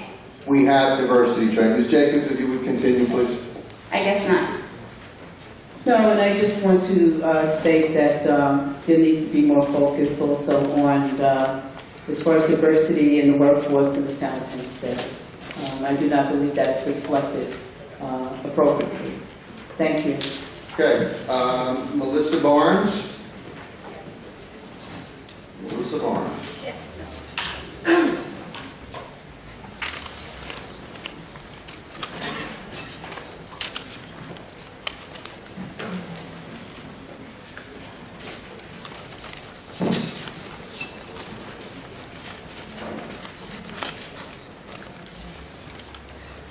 Hello, good evening. Good evening.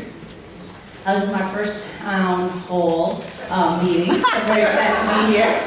I am 35. And your name and address for the record, please. Sure. Melissa Barnes, 2234 Dutch Broadway, Elmont, New York, 11003. Okay. I would like to put on record that I am inquiring about park renovations for Elmont Road Park. It has been brought to my attention. I actually have pictures as well as video to show that Elmont Road Park's basketball court was recently repaved the week of October 2nd. The repaving actually just was a really poor patch job over the basketball courts. The cracks are still there. It's a poor clay makeup. When you look at the courts, it's still uneven, it's still unsafe for the kids. While we appreciate the effort of, trying to fix some of the cracks, a full renovation is needed. We have pictures of rusted fencing. The basketball court is enclosed with like a fencing and piping. That piping is rusted, some of it's protruding, and it's just unsafe for the kids. The backboards haven't been fixed in over 10 plus years. They're rotted, and much to to my dismay, we actually held a press conference to bring light to some of these issues. And when, I don't know if it's the town of Hempstead or the parks, when they heard that we were going to be there, they actually rushed and painted over rotted benches that were right in front of the basketball court to make it look like they did a full job. They rushed and painted lines over the basketball court as well. They cut 2 of the pipes that were actually protruding, which was great. But it just showed that they were trying to do a quick fix for Elmont, and we need Elmont parks to be fixed. Our kids deserve a better park, and I'm just here to ask if in the 2018 budget, if Elmont Road Park's renovation or a full park evaluation, if that is going to be added, or what is the plan? My kids are a part of Elmont Park. Let me try to get you. Can I finish? Can I? No, I mean, Thank you, I appreciate it. My kids participate in that park. They're part of the Elmont Cardinal Sports Club. They're part of the Elmont Panthers Club. They're part of Elmont Lawmen. I'm in that park 3 days a week. I've started a petition. I've already generated about 100 signatures. I'm going to continue to do so. But I really want to know what is happening with Elmont Road Park. We appreciate that funds were used last year to fix the excavation and they put lighting in the back. But there's still lots more that needs to be done. And Elmont Road Park cannot be a quick fix. It needs to be fully redone, especially for the safety for our kids and for what they deserve. Thank you. Okay, we do have, I don't see commissioners, is Commissioner Sepulveda, Deputy Commissioner Lino? Why don't you come forward, but we'll start with the town controller relative to, well, actually, let's start with Deputy Commissioner Lino. Let's start with Deputy Commissioner Lino relative to what we have done in recent years with respect to Elmont Road Park. Ms. Barnes, Councilman Ambrosino and I share the community of Elmont, and we will look into whatever issues you brought up. Yes, I have been as well. I haven't played basketball at Elmont Road Park in a long time. I used to be a regular. Given my advanced age, I'm not playing basketball every day. But I would like to go down there and inspect the basketball court to make sure that it's in good shape. And also, some of the residents who use Elmont Road Park recently have communicated with me about the fact that they would like an increased presence from our public safety department. And that's something I think we should address, because obviously safety is number one. But thank you for coming. Deputy Commissioner Lino, if you would. Good evening, Supervisor and Council members. Yes, we are in the process of repaving the courts. We did do some work there. When we started, it sinks, the cracks sink after we what do you call, patch it. But we're going to go back and resurface it again, which we can do in all the parks and areas will be fine by the time we're finished. The fencing, we will definitely repair. We're going to be sending the fence crew out there this week. As soon as we're done one job that we're doing, I do my word, I'll be out there this week. Well, why don't you exchange phone numbers with Ms. Barnes, because I certainly want Elmont Road Park to be the best it can be, so certainly please deal with her, and Ms. Barnes, please going forward, if there are issues or concerns, please contact me, and we will address them. But I'd like you to work very closely with Ms. Barnes on this, okay? Thank you very much. Supervisor? Yes, Councilman. Deputy Commissioner? Didn't we over the last several years put in approximately $2 million of capital improvements into that park? Yes, we did. We did the embankment project, and we did the whole field over. So I want to be clear, $2 million was spent on the Elmont Road Park over the last 2 years. I believe so. Right, but most of it was the excavation. That had nothing to do with the... That was a safety issue, because we wanted to prevent that first, but that was $2 million spent on that park. I totally get that, but we still need more. Ms. Barnes, we will give it our fullest attention. Thank you. Okay. Okay. On the budget, William McCabe.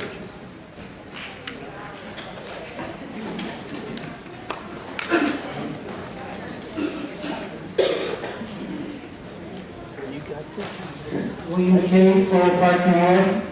Everyone open your textbooks here to page 133, cemeteries. I was just paging through here at the last meeting, and I noticed some things that, if it was my budget, I would want to question them. Water, 2016, $1,890. Water, 2017, $7,500. Water, departmental request for 2018, $7,500. Is there a reason why the cost of water at a cemetery has gone up so drastically? You're thirsty. Sir, if I can answer that, we are doing an irrigation project at the cemetery to provide for more water to certain areas within the cemetery. So is that cost of the irrigation and the pipes and That's the cost of the system water. not included in that? The irrigation system itself is a capital item. You would see it in debt service. This is the consumption of water. This would be the water bill itself. They do in Franklin Street too. Okay, so that seems like a lot of water and very expensive. Were all of the plants dying when we were only spending $1,800? Were the new plants dying? Were all of the plants dying when we were only spending $1,800? Is everything going to be how it's going to be assessed now? I would say that we were doing what we could do in terms of water, and now recognizing that there's additional water needs, we've done a prudent thing, and we put in an irrigation system. There will be more consumption of water, and that's why you see deviation between 17's number and the consumption number in 18 being $7,500. Okay. Gas, 2016, $2,617. 2017, $4,000. The request for 2018, $4,000. That's quite a large increase in gas. Are there more vehicles and more coffins being Let me straighten you out on that, sir, please. You just mentioned $1,633. That's for a 5-month period. No, I mentioned gas, $2,617. And then I mentioned for 2017, $4,000, and departmental request, $4,000.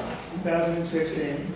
Yes. That's the $2,617. Okay. The projection here is based on spending trends and pricing. There was a methodology to make this projection. We make our best efforts to look at historical data and spending trends, which we have here, and we are projecting a $4,000 budget line for gas. The price of gas has gone up, but not that much, I don't think. This is natural gas. This Natural gas, okay. This is by the utility company, not when you go to the gas station to pump up your car. Okay, either way. Other disposal costs, $10,078, and in 2017 it was $20,000, and the request for 2018 is $20,000 again. That's double the cost of disposal fees. What is that? There's an additional section there that we did some cleanup work on, and we continue to do cleanup work on, and we're anticipating more tonnage of cleanup, and that's why you're seeing an increase in the cost of the disposal. Okay. Sue Cools? No. Karen Montalbano?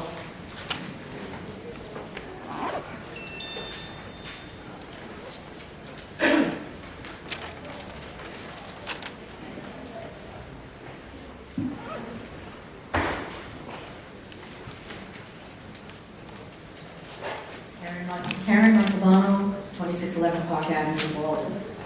I'm here because I have major concerns about what is happening here, in particular with the budget and other things going on. I have watched as my elected representative has not been given the information needed to make proper decisions for my community. And that includes when it came time for our major project, Merrick Road and Grand Avenue in Baldwin. She wasn't given the contract to even review. I have been here and I have been watching as her questions have been systematically cut out in public.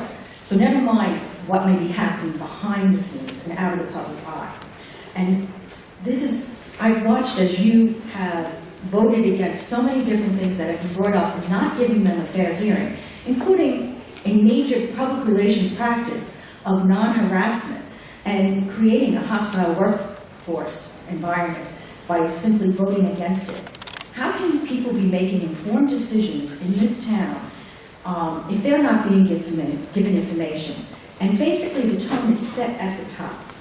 Baldwin has historically been ignored, basically, by the town of Hempstead. A good example is Baldwin Park. We have not been able to get anything really done down there. There's still work that needs to be done from Sandy. We pay taxes. We deserve real representation. And I'm not confident that I am getting that out of the town of Hempstead because of what is going on here. And it's up to the top to set the tone. Thank you.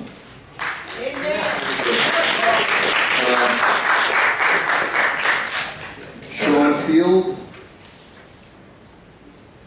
Mr. Sean Field. Mr. J. Rogoff. No, Mr. Rick Rogoff. Okay. Those are the last slips that I had relative to the budget. So at this time, any members of the board have any questions of the town controller? Yes, Supervisor No. Santino. We're on the budget. That's a separate hearing. Supervisor Santino, if I may. I have a question on the budget. I have a question on the budget. Okay, then I didn't see a slip. My mistake. Come forward. It's nice of them. Your name and address for the record, please. Hi, Amy Josephson, Chestnut Street, New York. Huntington, New York. Okay, very good.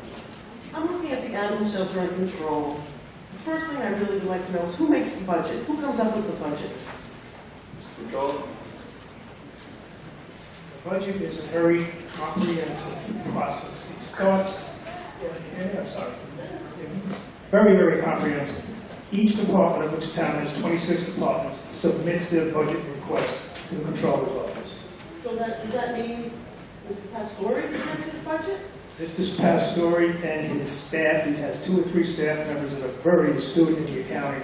That's, okay, that's the answer, I guess. Want to hear the rest of the answer?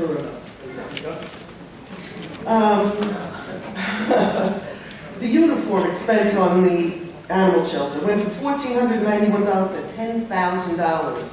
What are you spending $10,000 on uniforms for at the animal shelter?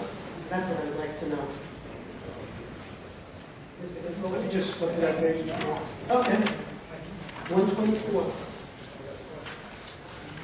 It's called padding the budget. Put a lot of stuff in there so you can use around later.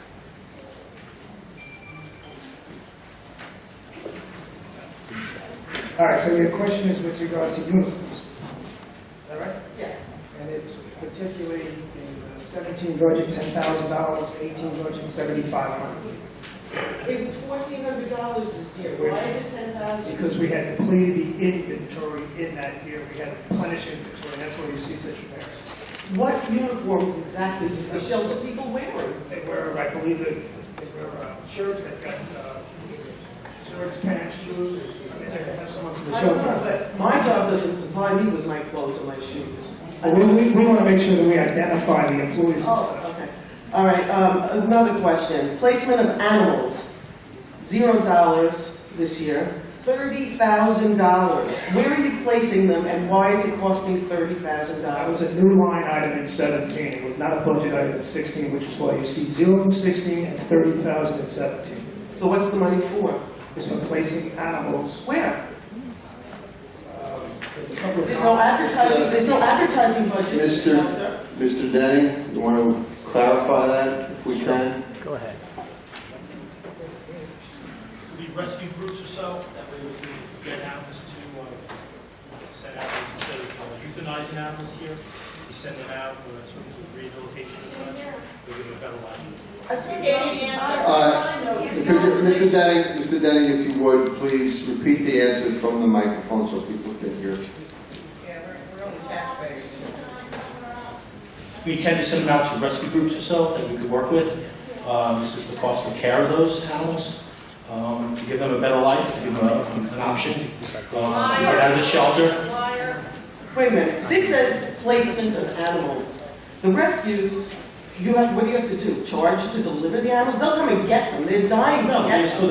for the care or the cost of it. Well, that's part of the budget all over. Well, so why are the dogs that you're supposedly placing have a separate line item? It also, for veterinary care? it also has to do with rehabilitation and training. If a dog is borderline, maybe aggressive, and Well, that would be good if you had a real behaviorist. You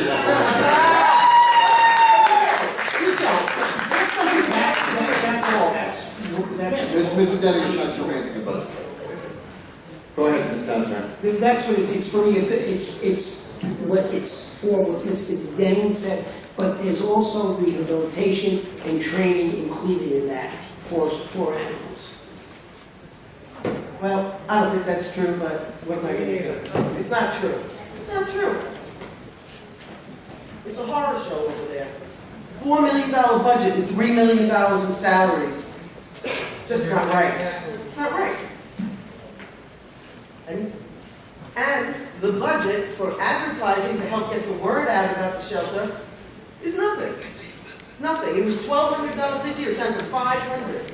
Yeah, these big events that need money to be publicized so people know that they are adoption events. And there's no money. They don't want to do that. They want to spend $30,000, I don't know what, sending them around to, I don't know who. So, what's the reason for no advertising budget for the animal shelter? Yet you're willing to spend $30,000 to ship them around somewhere, but you're not allowing $30,000 to try and get them adopted from the shelter where they live. Right. Mr. Conrad? I can tell you that that number is based on spending trends in 2017, so adjusted for basically in 18 what we spent in 17. Yeah.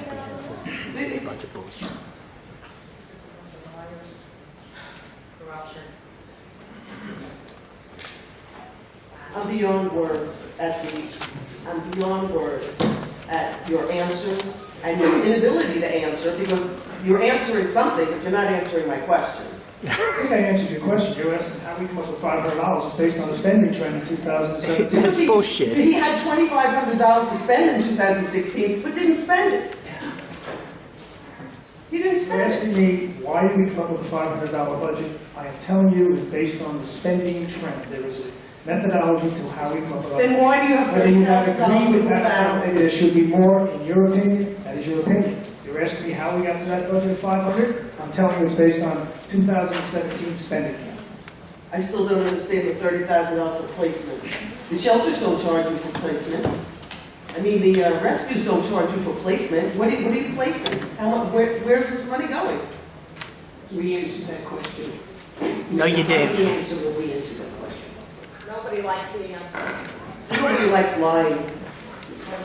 Thank you, Mr. Dennis. Okay. Sir, if I might. We have a question on gap pay status for employees in town of Hempstead and where that applies to the budget. Do you mind if I speak? Yep, come on up, your name and address for the record, please. On budget question.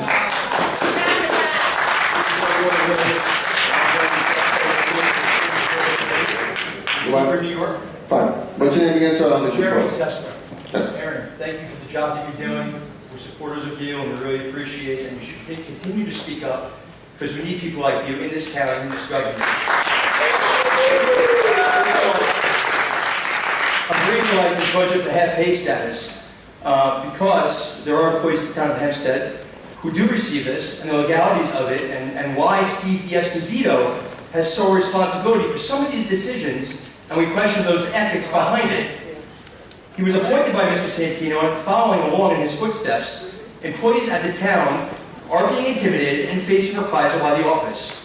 My father-in-law, Lawrence Reisick, and his wife, Ronnie Reisick, were in a horrific car accident in June 11th. And our lives have been turned upside down since then. And he's been a dedicated employee for the town for 16 years. 16 years he's proven and has worked very hard and done things for the town that have been asked for him that were not his job title or role. Since this accident, where our mother-in-law passed away, and he's been in the hospital for the past 4 months with a spinal injury, and he's been recovering over the past 4 months from that spinal injury, we have asked people at the town of Hempstead to support him, and some have, But unfortunately, there has been some people who haven't, such as Stephen D'Esposito. This half-pay status, whether or not it's his own decision or it's supposed to be amongst council people, where it lies in the budget, is open question. If you want to address, it's not the forum for an individual case, but It's not.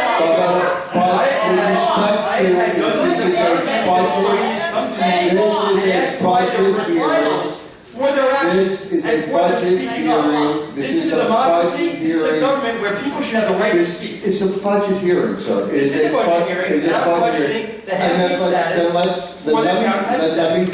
And why my father-in-law was denied. It is politically motivated. We're not going to discuss, Mr. Town Attorney, is it appropriate to discuss? It's politically motivated.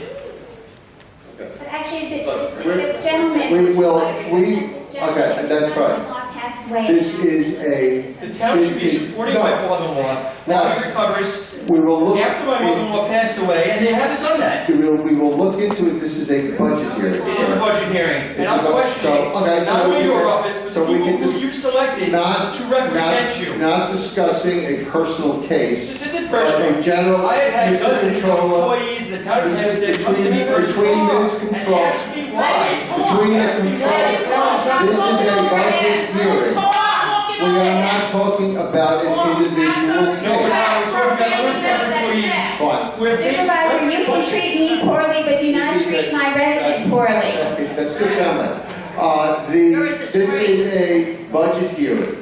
It is a budget hearing. Let's talk generally about the I want to understand what in the budget, where do we provide? We cannot comment on the specific matter, but we will look into it. It's a gray area. Very gray area. As the supervisor told you, we will look into it, and we'll get back. It's a gray area. The greater question is why, and stop the time for a second. Please stop the time. Why are you speaking poorly to a gentleman who lost his mother-in-law and his father-in-law is injured? I don't understand any of this. This is a budget hearing. Right, and he's talking about the treatment of part-time. It's 5 minutes let the gentleman have his time. But no one's going to be able to answer them yet. We're talking about the budget and ethics behind that It would be budget. illegal for us to go into the details. It's not illegal for you to show him respect. We'll look into it for you. I would say it's a poor answer. Resign already. It's a poor answer. Because we don't have why and how that's put together. It's in your budget, is it not? Or is it not in the budget? It's part of the budget. Okay. Well, thank you. I think we've established that. Sir, since I represent you, can you please continue speaking? No.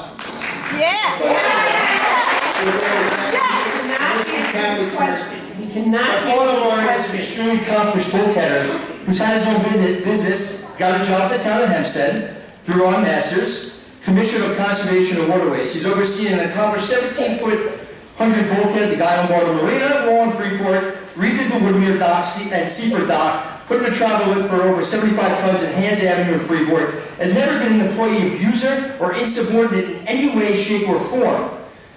Until Steve D'Esposito became chief of staff. And that's a fact. It's a fact, and it is bullying. It's bullying, and it comes from the top. And that's all I have to say. But I want it to be known, and I want it to be polite, because there's other town employees who are facing reprisals and are being bullied. And to be quite honest, I can't stand for that. I cannot. I will not put my family up in that at all. Thank you for your time.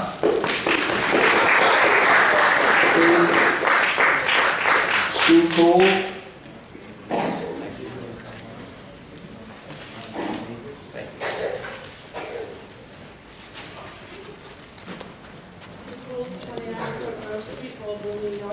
Good evening.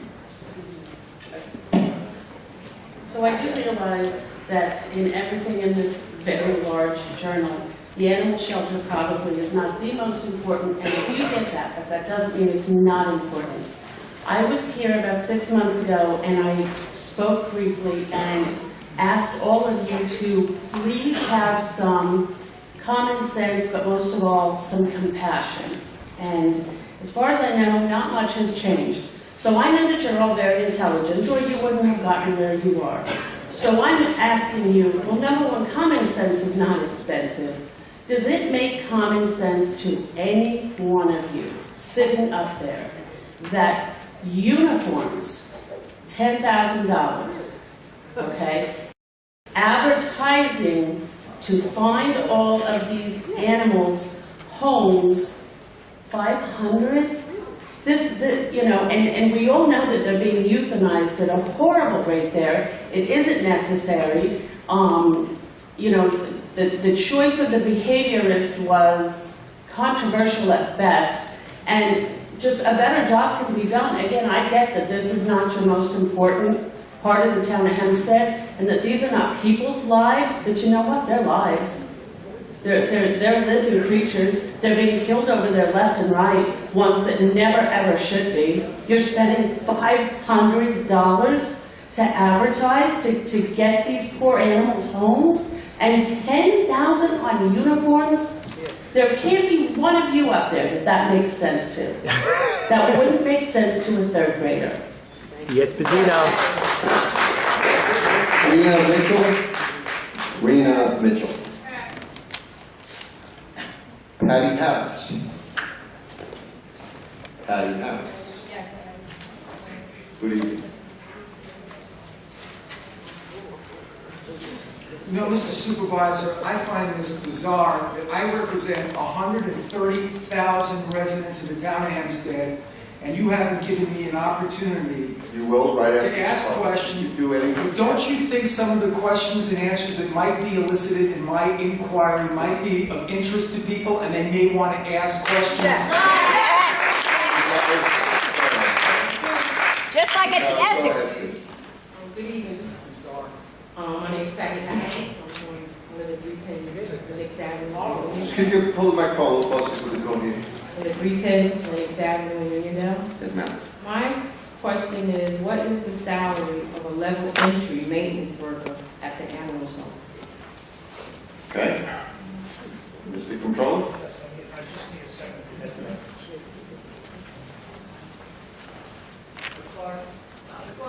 Stop the clock. Stop the clock. You need 5 more seconds to go on the clock. Could you repeat that title again, please? Level entry. Talk now. Entry level for the maintenance worker? I don't know what that would be. Otherwise, they'll tell you no. Mr. Salmon, maybe you can help us with the title, that an entry level laborer, I would assume is what we're talking about? Which would be about 41,000 and change. For an entry level laborer at the animal shelter and anywhere else in the town? Full time. Because I was told that there's somebody that's making over 80,000. No, that's not correct. And also, I would like to say, Senior Councilwoman Boothby, I would like to say thank you for suggesting having a night meeting so that more of us can get here in the evening time. When did you suggest that? No. Okay. She's against it. That's the last stuff I have relative to. Okay, we have. Now, Sean Field. Sean Field on the budget. Mr. Field?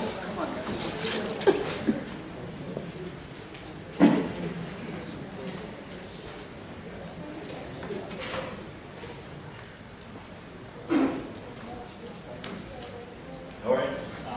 Your name and address for the record, please. Field 2103, Elton Drive, Merrick, New York.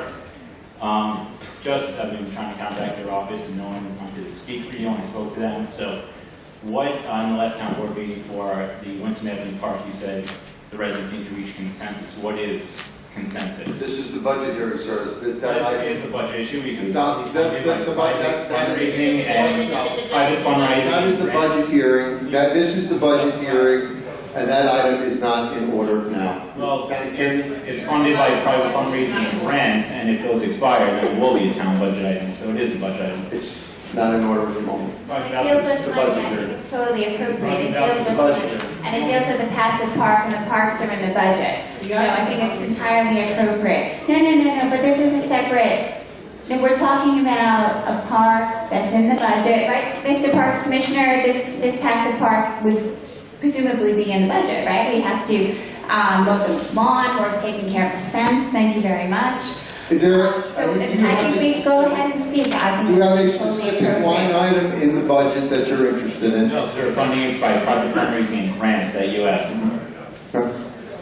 So if we didn't do that, it would be a budget item, so what is consensus? We've been trying to reach it. It's not, this is not the forum for that, and it's not the forum for that. This is about the budget. This is about the 2018 budget. It's not about a park in Right, there. speaking about this budget then, if everyone looks through the budget, there's pictures of every council person, except for Erin, Bruce, and Ed. So, you can understand why that is. Now that I got my hair cut, I might show up in the pictures. Maybe.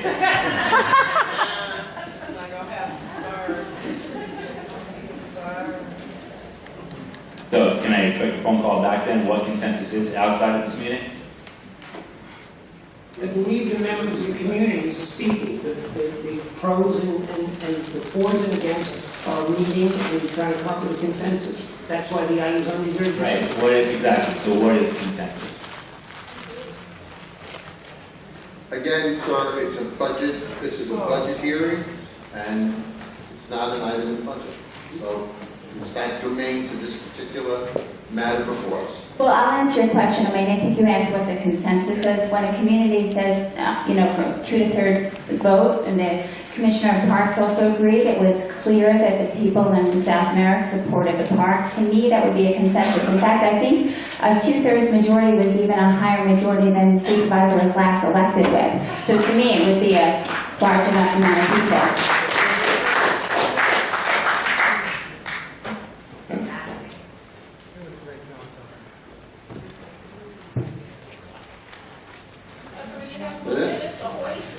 Okay, Rory Gordon.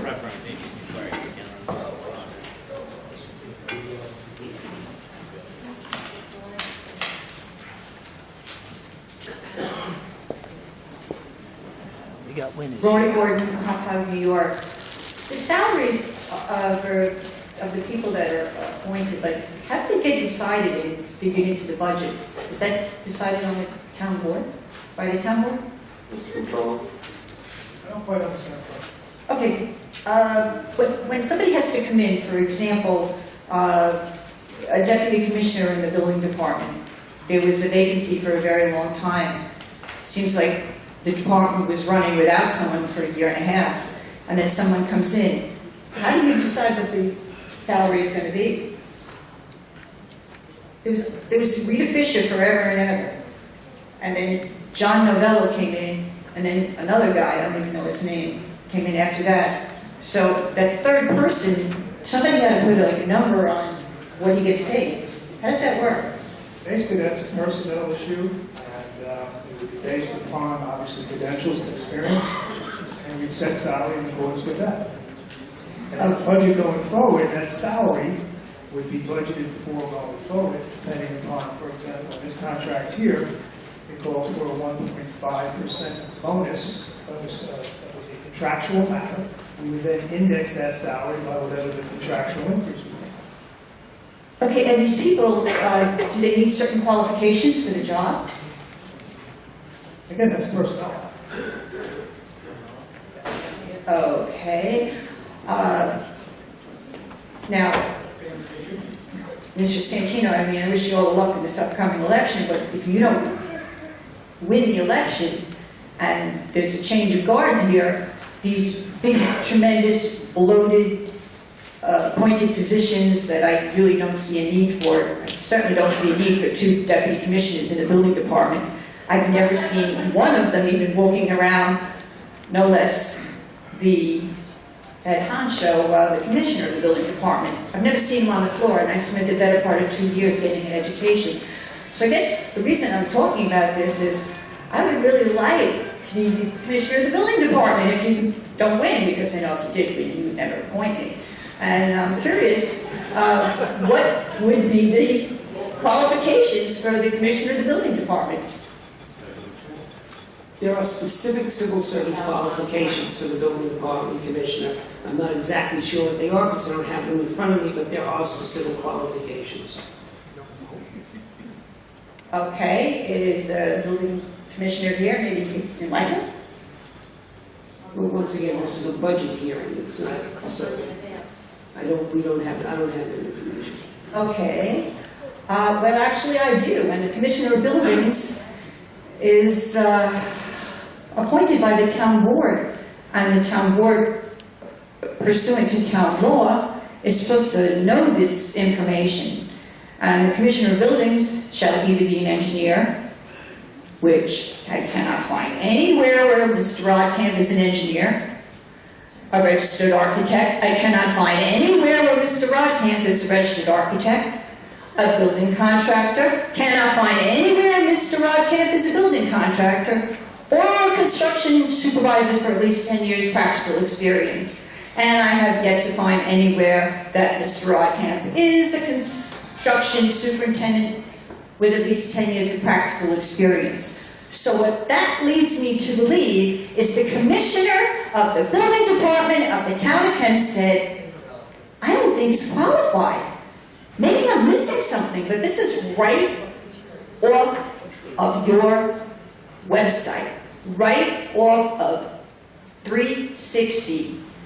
And I don't get how anybody can hold that job that holds the lives of the 800 or 750,000 people that live in this town and may not be qualified.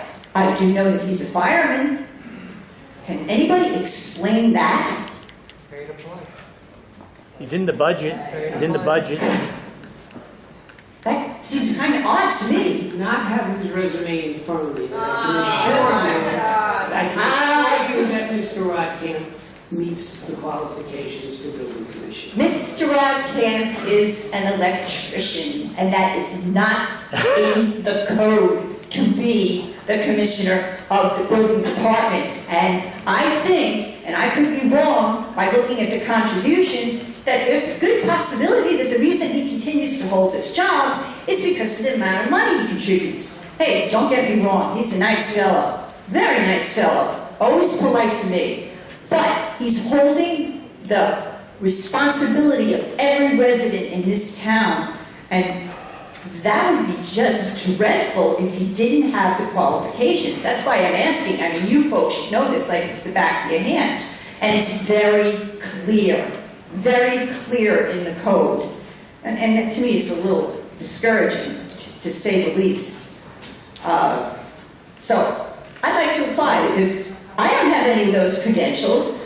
So if Mr. Santino, you don't get reelected, whoever does take the place, I love the job because I love the building department. I actually have spent the better part of 2 years, and I'm a great organizer, and I gotta tell you, there's so many things wrong. You go in there, they can't find files, they don't know what's going on, and the commissioners are never on the floor. Thank you very much. Danica, Okay, Newsday, write that. No, they won't write that. They won't even do the research. Gave you a story for free. Name and address to the record, please. Sure, it's Danica Brugge, and I don't feel comfortable giving my address right now, but I live in Merrick. You have 4 lawsuits as of now regarding the animal shelter. Where is the money coming from for the process to defend them? Control. Your pocket. That would be a general fund, undistributed. Could you repeat that, please? Could you repeat that, It please? would be in the general fund, the animal shelter is in the general fund, under the caption undistributed. And that includes settlement, court costs, defense? That includes whatever we project it's going to cost us. We make our best efforts to project that and budget accordingly. Thank you. How many employees are on the shelter payroll that are paid to work for the union? I don't know the answer to that, but the animal shelter has 34 filled positions in both 17 and in 18 with no vacancies. And as far as the animal shelter contracted positions, will you be hiring any more contracted positions? And how many are there? That would be a personnel matter. The budget? No, I think what she means is, do we have any money anticipated to contract additional outside, whether it's a veterinarian or anything of that nature? Thank you, Supervisor. Yes, we do. There's a line item known as salary adjustments that would accommodate that. Thank you. And where is that? That's on page 230. It's a secret. That's how they give themselves raises too. Okay. Mr. Santino, people with integrity take pride in their role as a leader, and you should really be ashamed of yourself.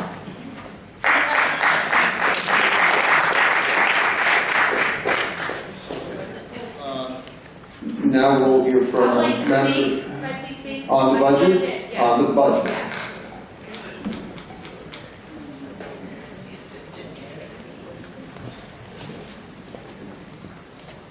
Again, we are in the budget here, on the budget. Hello, Senator Califano, Island Park, New York. I wanted to ask, they hired a handyman for $83,000. On page 233? Are you referring to the maintenance mechanic one? Yes. That was not a hire, that was a transfer from general services. Transfer from where? General services. But you never had a handyman there for 50 years. Oh, I don't know that to be the case. 50 years, there was never ever a handyman there, so now all of a sudden you hired him for $83,000. As I mentioned at this afternoon meeting, there's a lot of capital improvements that have been taken. Which was what? At the animal shelter. Which one would think, now there's a lot of capital improvements, there's maintenance that's going to be required, hence the need for a maintenance mechanic. And we transferred it, we did the prudent economical thing to transfer rather than hire. $83,000 a handyman? And then maintenance mechanic one, and I can't tell But a you. lot of those other things you've been subbing out to get fixed that he was able to fix. I don't know that to be the case. That is the I don't know case. the tenure of this employee, it could be a 20, 25-year employee. I don't know. He was never employed. Transfer. One other thing about the mailers, could I speak about, no? This is only on the budget, that's a separate item on the meeting agenda, but it's not in the budget. So it's separate. I know you have a slip for that, and I've seen that. Okay. That's it. So now, any members of the town board who wish to ask the controller a question on the Supervisor, Mr. Blake. I have questions. Mr. Conway, what's the total budget for the general fund? Total budget for the general fund, $166,481,431. And what is the total tax levy for the general fund? $34,056,747, spot 61. So that's $34 million is the tax levy for the general fund? Correct. Is that the same as the tax receipts to fund the general fund? Same thing, yes. So $166 million plus is the budget, and the tax levy is $34 million to the public. Correct. What's the total town tax levy?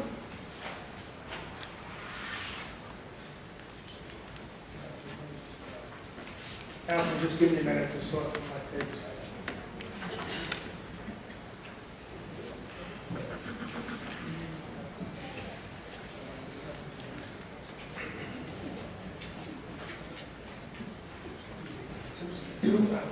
$273,201,940.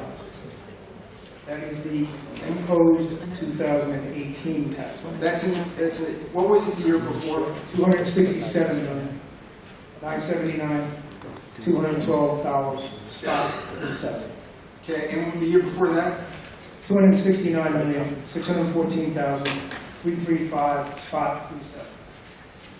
So the total town tax levy has increased $10 million in the last 2 years? Now, it's 269 million in 16, 273 million in 18, that's about $4 to $5 million. 4 to 5 million over the last year and the proposed? 200, in 16, Councilman, tax levy, I'm rounding to 269 million.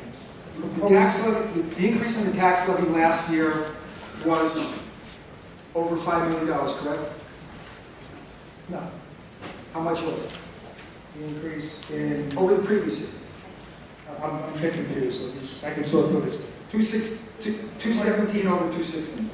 217 over 216.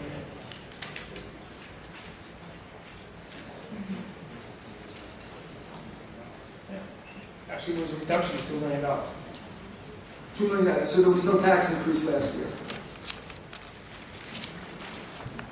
Well, that's not exactly what the information was that I received, because the information I received in the handout, I'll call this handout number 1, shows a $4.8 million increase in 2017 and a $5.2 million increase in proposed budget for 2018.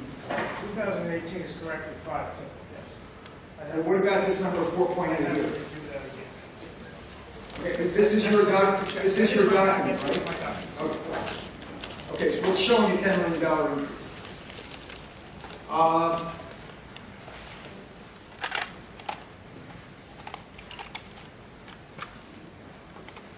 The total expenditures for the town in the 2017 budget was projected to be how much?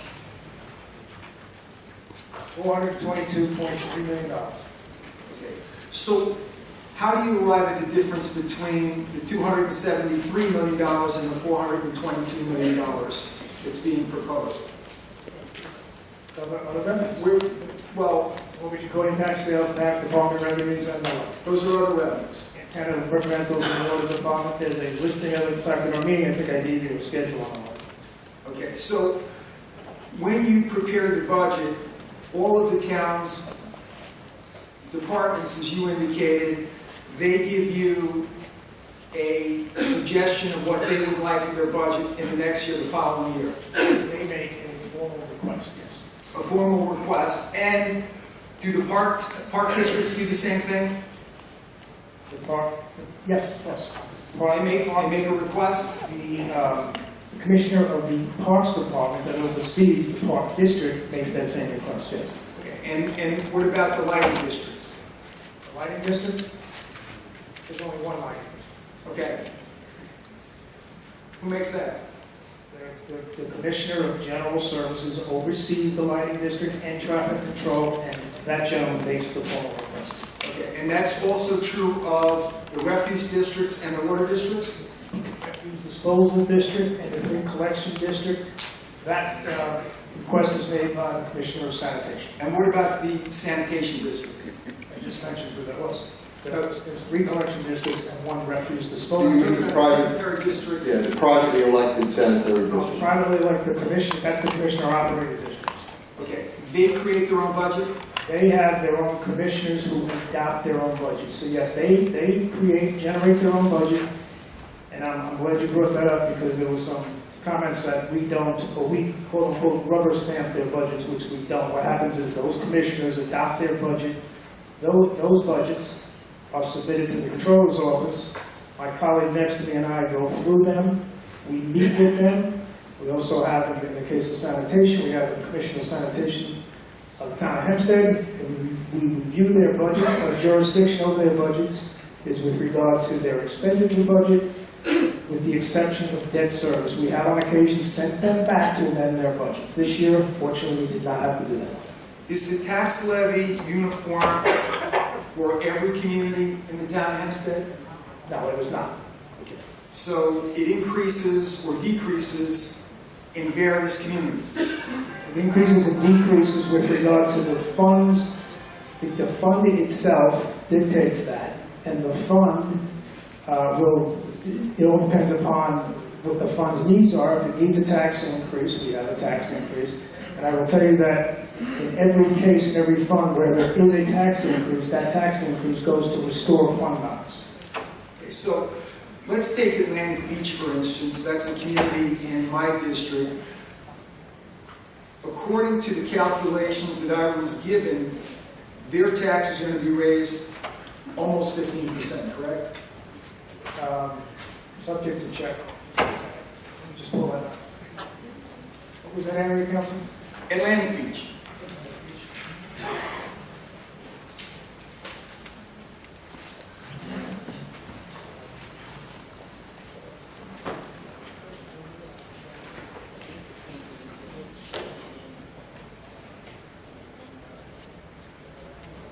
Beach, the tax increase 14.17%. 14.71%. Yeah, 14.71%. And that encompasses what funds? That's the tax levy that you're asking us to approve here today. Atlantic Beach Park District. Just Park District. Park District itself. No, that's not the That's part. driving that tax increase in infrastructure needs at, Okay. So that's just the Park District, just to control it for clarity. just that park district. Okay, so that park district encompasses what? Atlantic Beach Estates? Atlantic Beach Estates. Okay, so Atlantic Beach Estates taxes are going up 14.71%. And what about, In the park. how much, no, not the park district. The total tax. No, in the park district. In the park district, the total tax is going up 14.71%. Oh, I'm sorry, yes, that would be all the base funds, which would The include. taxes are going up almost 15% in the park district. In Atlantic Beach Estates. You call it the park district, I call it Atlantic Beach Estates. What about North Woodmere? What is the tax increase in North Woodmere in 2018 over 2017?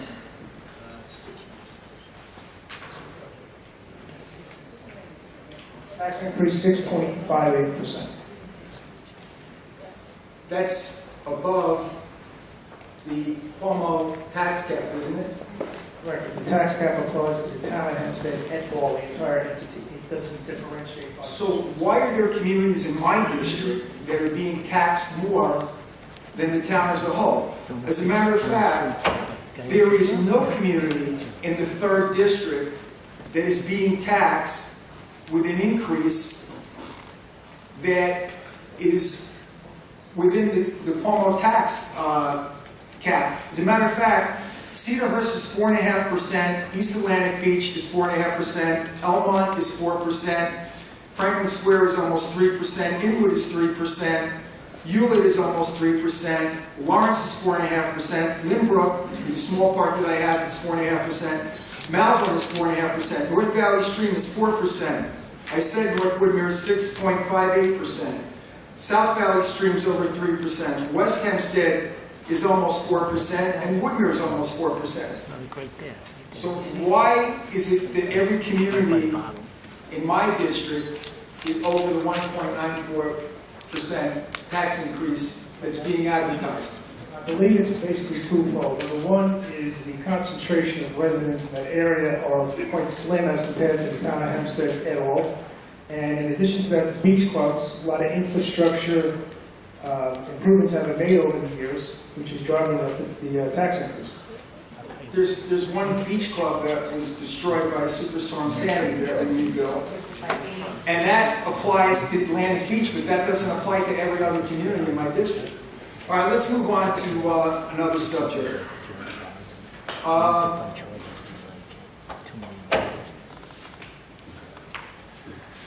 By the way, what is the total proposed expenditure for fire protection in this budget? $4.9 million. $4.9 million? $4.9 million. That's fire protection for the whole county? Yes. With respect to contractual expenditures, there is a line item for postage under contractual of $3,166,000. Who's the contract with? Are you referring to postage? Yeah, under contractual expenditures. Well, it comes under the caption, for purposes of laying out the template for the budget as a contractual expense, meaning that we are bound to incur the expense of postage. The $3 million that you referred to is, We have a contract with the U.S. Post Office? no, it's postage, and it's just semantics. Well, you have two spots in the budget that identify postage. You've got $3,166,000 under contractual, and then there's another almost $3 million, I believe it's in general services. Can you turn to that page, please? No, you're right, no, that $3 million is in general services. Well, they're two different numbers. One is $3,166,000 and the other is a different number. What's the number that's in the budget for postage under general services? Give me a second, Councilman. 2018 analysis of postage, account number 4170, general services, $2,900,000. Okay. Sanitation operating account, $20,000. Okay, so on the one hand, postage is listed as a contractual expense, and then on the other hand, it's listed as an expense of general services. Is it more than $3,166,000 that we spend for postage each year? This year's budget calls for an expenditure of $3,065,000. Okay. $2,900,000 is in general services. Where's the rest? It's unbelievable. $20,000 in operating sanitation, water, $135,000, parks operating account, $10,000. Okay, so again, can you explain why it's listed as contractual? We don't have a contract with the post That's office. just semantics as we set the budget up. Confusion. Basically captures, no, it's not confusion, not confusing at all. It's contractual in that it's melded in with other expenses. It is not contractual per se, it is postage. Okay, so can I ask a question? Why isn't postage delineated like other expenses in each of the departments? It is. Such as the supervisor's department? It is? That's it, the supervisor's department, receiver of taxes, the controller's office. Can you in the general fund? I'm sorry, Mr. Conrad, I interrupted you, I apologize. Your question is, why is it not delineated in each of the departments? Yeah, in the supervisor's budget, can you point out what the expenditure was for postage? It's in, the supervisor's budget is included in the general fund, and it's in the general services department, and it's part of the $2.9 million I referred to earlier. Part of it. Which part?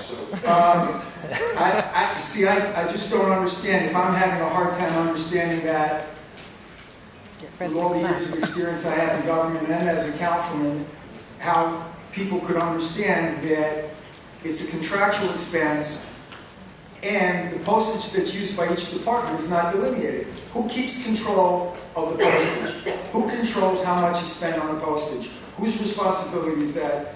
Mr. Supervisor, I'm going to ask you that question. Whose responsibility is the postage?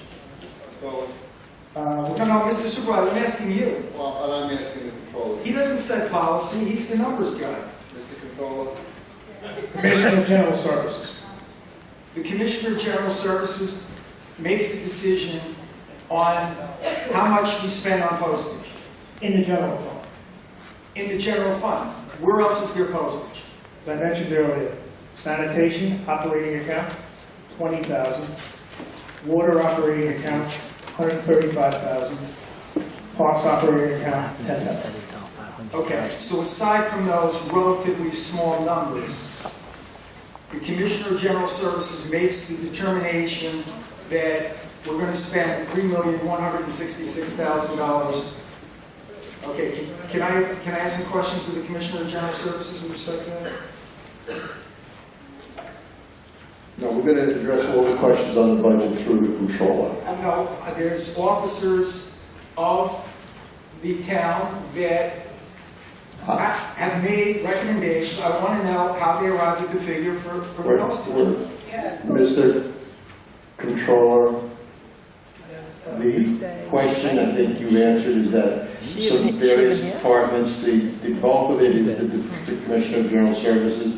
and the various mailings for all different projects and things go through that budget, correct? Well, yes, and I would also point out, Supervisor, it's $2,900,000. The receiver of taxes postage is charged, is part and parcel to that, which is a significant part of it. And that's the tax bills. That was the tax bill, the reminder notices, and the like. Okay, so how much And the receipts does as well. the receiver of taxes spend on postage? I don't have that information. 500,000. Okay, well, You can certainly get obviously, that information, but I don't. Mr. Conrad, I don't want to fight with you. I respect you, and I have the utmost respect for you. I think you're really good at what you do. And I'm a little frustrated because you're being asked to answer policy questions. So please bear with me while I ask you, because I just want to get the answers. So did the receiver of taxes ask for a certain amount of money so he could mail out the tax bills? I don't know the answer to that. My answer to that is that the Commissioner of General Services monitors that.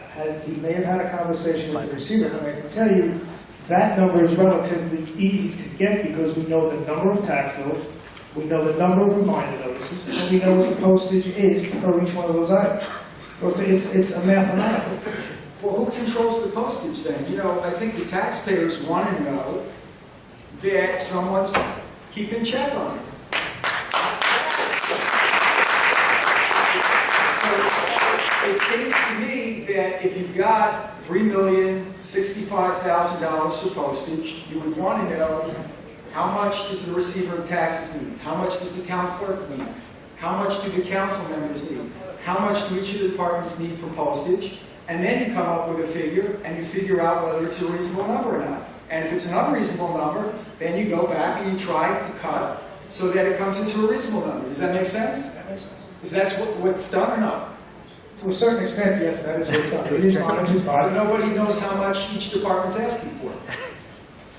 again, that question, it's monitored through the Commissioner of General Services, who I'm sure has had conversations with those departments in the general fund that do resort to postage. Okay, so let me ask you a question. You have under contractual also a number for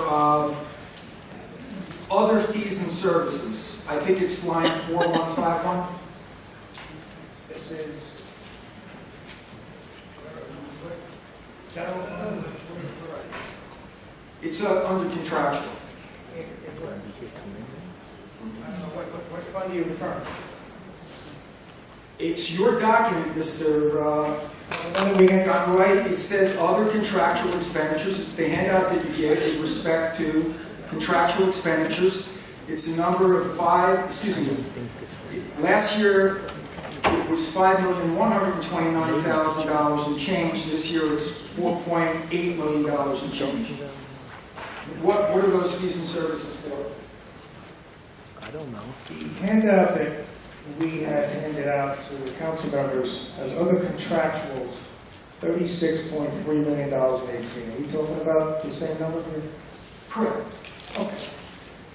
That's a large number, so I was wondering In that same what those fees could be. In that same handout, Councilman, I referred you to an itemization listing amounting to $36.3 million and the $39.9 million, and there are approximately 40 line items that make that up.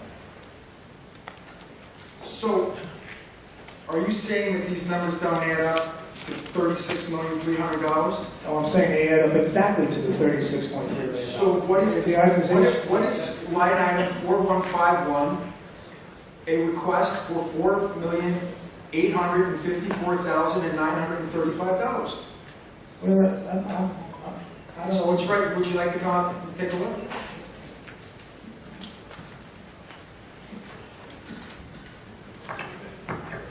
Let's come in the front.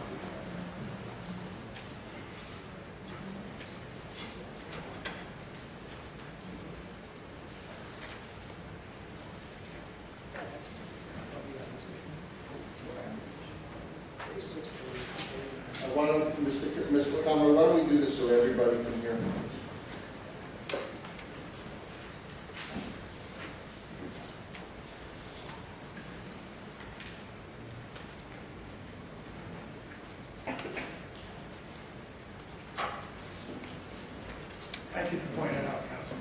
is on the listing of the itemized schedule that I had mentioned, where there's 40 line items, and you're referring to,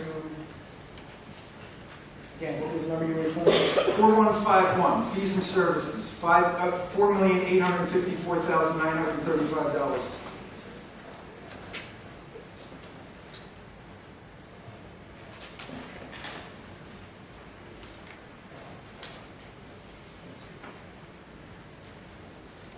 Is there an account number next to it? I'm having a hard time finding it. No, it says, all right, so let me ask you this much.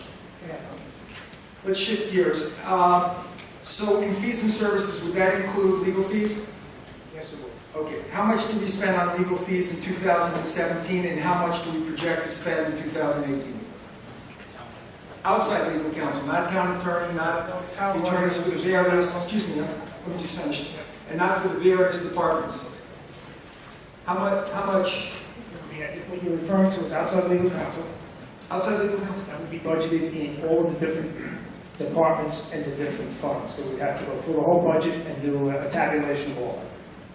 Well, what's the total amount? You don't have to tell me for each. I don't have to talk about it. I have to go through the budget, each one of those departments. We don't know how much money we're spending on outside counsel. We absolutely do, by the way, departments. If you want a total town-wide, I'd have to tabulate that.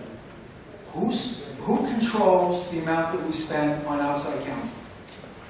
Who's the ultimate arbiter of how much we spend on outside It counsel? would be a combination of the town attorney's office as well as the departments where there is need for outside counsel. Does the supervisor have any input? Sure he does. I don't speak to the supervisor in this regard, but I'm sure he does. So, we don't know what that number is? I generally leave those decisions, by the way, to correct the record to the town attorney. Okay, so let me ask the town attorney, Mr. Rock, my good friend, how much do we spend on an annual basis? Well, let's take 2016. How much did we spend on outside counsel? The reason it's difficult to find out that number is because if somebody in sanitation has an accident and sanitation gets sued, and it has to go to outside counsel, then the sanitation budget pays for that. If somebody trips and falls in a park and that goes to outside counsel, the Parks Department pays for that. So by department, we can get that for you, and then we can add that up. But off the top of my head, I don't know the answer to Would that. that be an important fact to know in creating the budget? Well, we know. How do you come up with the number? Because we know what we spend year to year to year, and that's how we come up with it. But we have it. You just said The you don't know. controller's office gets it from per department. Let me ask this question, How much did because you I'm spend sure. last year? Excuse me, I have the floor. So, give us a ballpark figure of what we spend on outside counsel, you know, for 2016, 2017. What are we spending? I don't know. Is it more than $1 million? I don't have that number. We don't know if it's more than $1 million? I know, I don't know what that number is. Mr. Conrad, do you know if it's more than $1 million? I don't know, but it's important to note that when we budget based upon the fund. The fund stands on its own as a separate entity. So to have a number town-wide, it's difficult because it's budgeted on a fund-by-fund basis. Again, it would be an exercise, a manual exercise to go tabulate. How many funds do we have? I mean, don't you have them in front of you now? Can't we just add it up now? So that's Well, how about just take the big departments and add that up? Because it's in with fees and services, so we have to dissect fees and services and pick out, pluck out legal. It's a manual test, it's going to take some time. We don't have a computer system that we can push a button and That get seems to be a bigger issue. I'd like to ask a question, please. Did you meet with Councilwoman Goose. I recognize Senior Councilwoman Gooseby. I recognize Senior Councilwoman Gooseby. On this particular, I'm not yielding the floor. I recognize, I'm in the chair and I recognize Senior Councilwoman. I would like to know, Mr. Conway, if you had a meeting with this councilman and the councilwoman, as you did with us? I did. All right, and did they ask you these questions when they met with you, when you went through this book with us? There was a series of questions. There was a series of... They didn't come when the time was scheduled, that's why. Okay. No, they didn't have to, he could not come. I did ask the question. No, did you ask those questions? Did they ask you all those questions? Mr. Conroy, please answer. Very rude. Please answer Senior Councilwoman Goosby's question. I have to ask the question that's on my mind. If I asked I would like to know if you went Mr. through Conroy, this, would you answer the question? did you go through this with them? Mr. Conroy, answer Senior Councilwoman Goosby. She has the floor at the moment. Thank you, Supervisor. Would you please just ask me that question once again? And I will certainly... Did you go over the budget with all of us? I mean, I know they weren't there when I was there, but did you do it at some other time for them? We had a collective meeting about a week and a half ago, and we went through the budget, we went through the highlights, we went through all the particulars. Mr. Blakeman asked questions. I had a separate meeting with Councilwoman King Sweeney. She asked some questions. So yes, there were a series of questions. I thought it was a very spirited meeting. I thought it went very well. I thought it was very educational. And whether or not the questions are being asked now or asked then, I'm not quite sure. There were three questions we asked. That's why I just wanted to know, because I know you did, I was there with my attorney who happened to be an accountant, during that time. So I know she wasn't there present, but I just wondered if you did go over this budget with them. Thank you. I'll just speak for myself. I did attend a meeting with the controller, and I also sent follow-up questions that are not answered, but tonight's a perfect opportunity that we can go through all of those questions when Councilman Blakeman finishes speaking. So yes, I did attend the meeting. So, Mr. Conroy, I want to ask you about the reproduction costs and the budget on reproduction costs. The reproduction costs, the actual expense, 2017 from January 1 to the end of May is $351,000, is it not? And change. I'm rounding you up.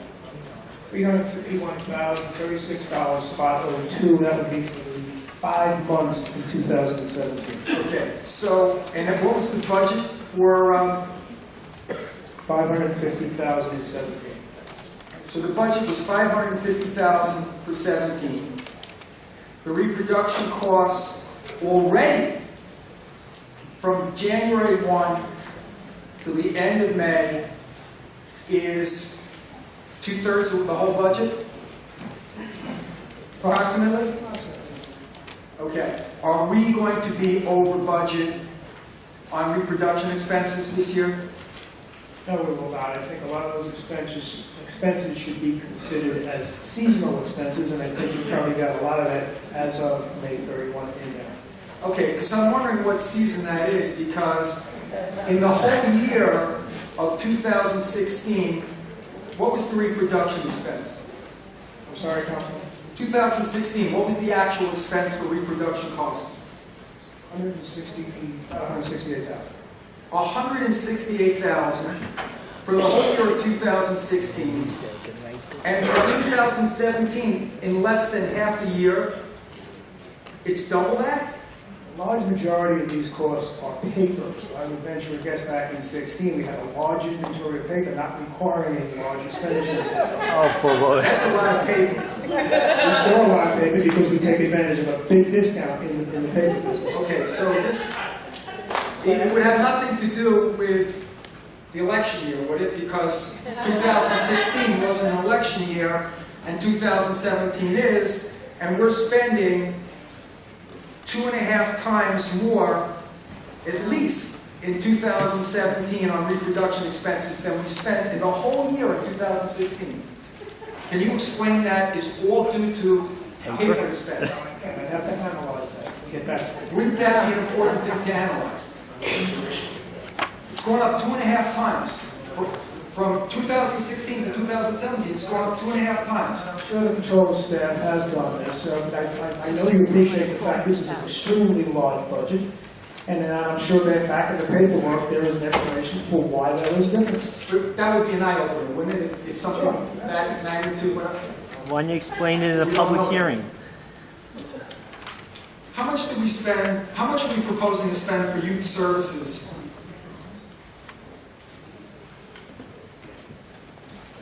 Planning and economic development, that's where you're at? Yeah. 300,000,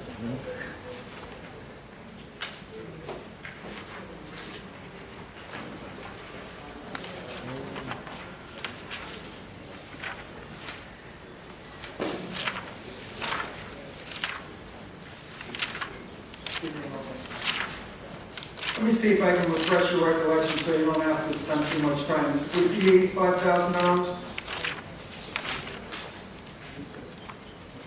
Okay, just give me a moment to get there.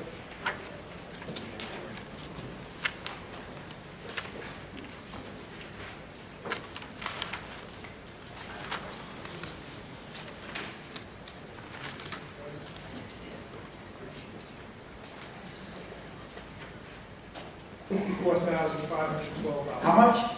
$54,512. This is in planning and economic development, which is essentially pass-through money that comes through federal grants and or the state and passes down through us. Okay, so we're spending $54,000, then we're getting reimbursed for, so it's not costing us anything. My understanding is that well, I want a clarification for myself. My understanding is that the money that we have been receiving from the federal government has been reduced successively in the last few years. It continues to go down every year. In fact, Supervisor, the CDBG budget, Community Development Block Grant budget, 3 years ago was north of $5 billion. It's about $3.2 million now. Yes, it has gone south. Okay, but, so,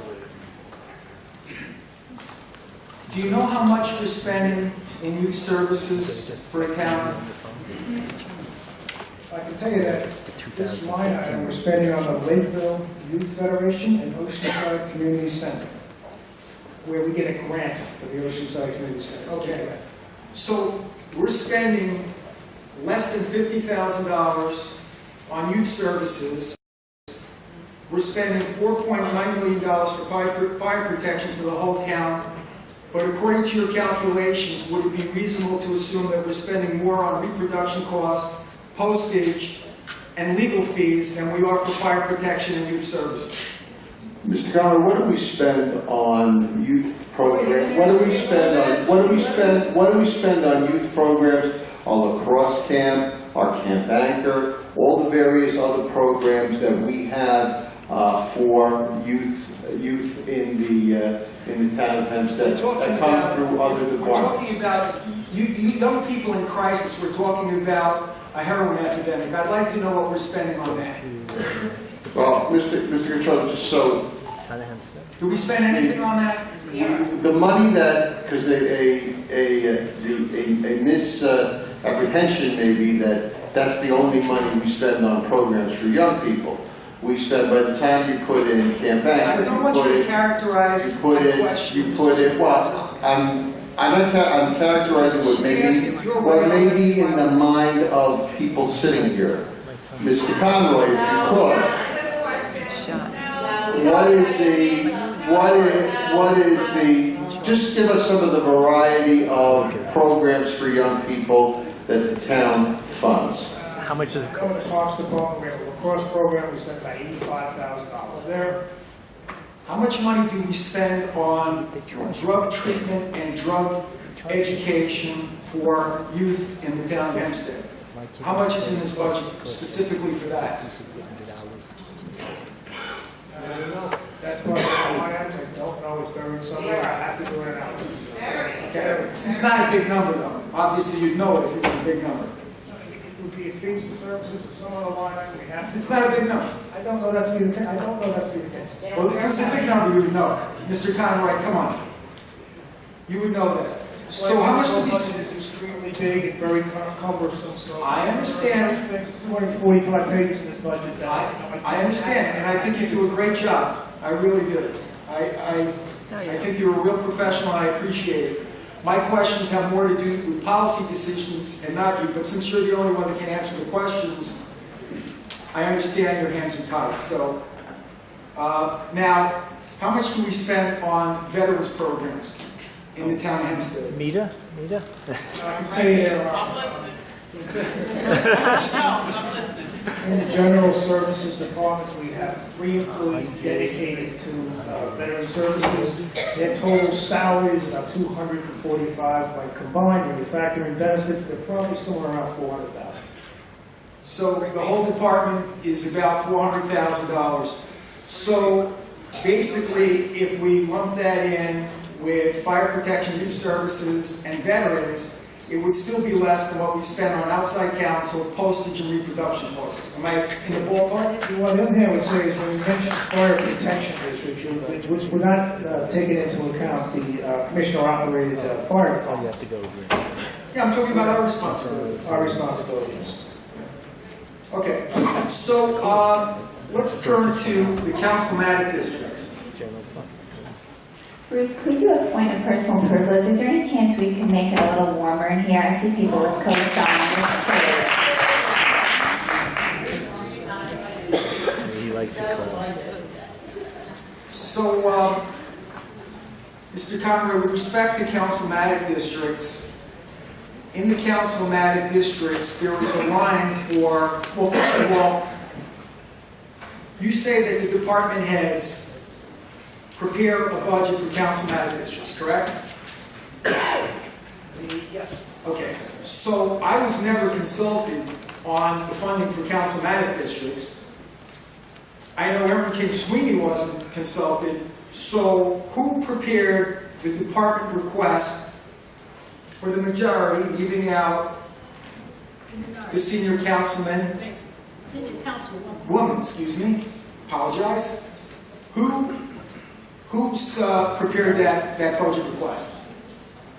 For the majority district, districts 2 through 6, is a combination of the controller's office and the chief of staff of the councilmatic district. Who's the chief of staff? Mr. Chinchulli. Okay, so Mr. Chinchulli prepared this budget? He and my office did. Okay, so could Mr. Chinchulli come forward? I have some questions about it. We're not going to be Talking about the facts. individual department heads can justify certain things. He's your employee, you can certainly go to him. No, he's your employee. So, Mr. Conroy, I'm just trying to understand, Mr. Conroy, what are salary adjustments? Because there's a huge number in the councilmatic districts that troubles me as a fiscally conservative Republican, that the majority has a line item for salary adjustments of $960,851. What are salary adjustments and why such a large number? This budget, without salary adjustments, would have otherwise had 9 budgeted vacant positions. We eliminated the vacancies and we moved the money into salary adjustments, recognizing that during the course of the year, there may be a need for additional personnel in the majority district, so as to make the monies available. That's why it's been budgeted. I only have one employee, and there's a lot of employees here under the councilmatic districts. I asked for a share of what we had. I didn't ask to hire new people. Why do we have close to $1 million in projected hirings in the majority? You also have, in the minority, 66,000. 66,000. And across the board, you have salary adjustments in the millions of dollars in the various departments. Patronage jobs. Well, for one, How do you account for that? one, the bonus, the 1.5% bonus is loaded into that number, is part of that number. Well, why wouldn't that be in salaries? Because you If put, you know the number, how come it's not in salaries? How come it's in salary certain adjustments? employees are getting that 1.5, certain employees in step positions are not getting that 1.5.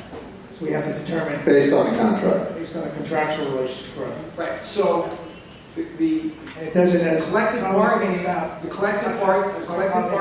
agreement calls for a 1.5% increase. If I may, The collective bargaining agreement calls for a 1.5% bonus, not to be attached to the salary. So we didn't budget it in the salary line because it's not to be attached there. It's a bonus. That's why it's a adjustment, salary adjustment.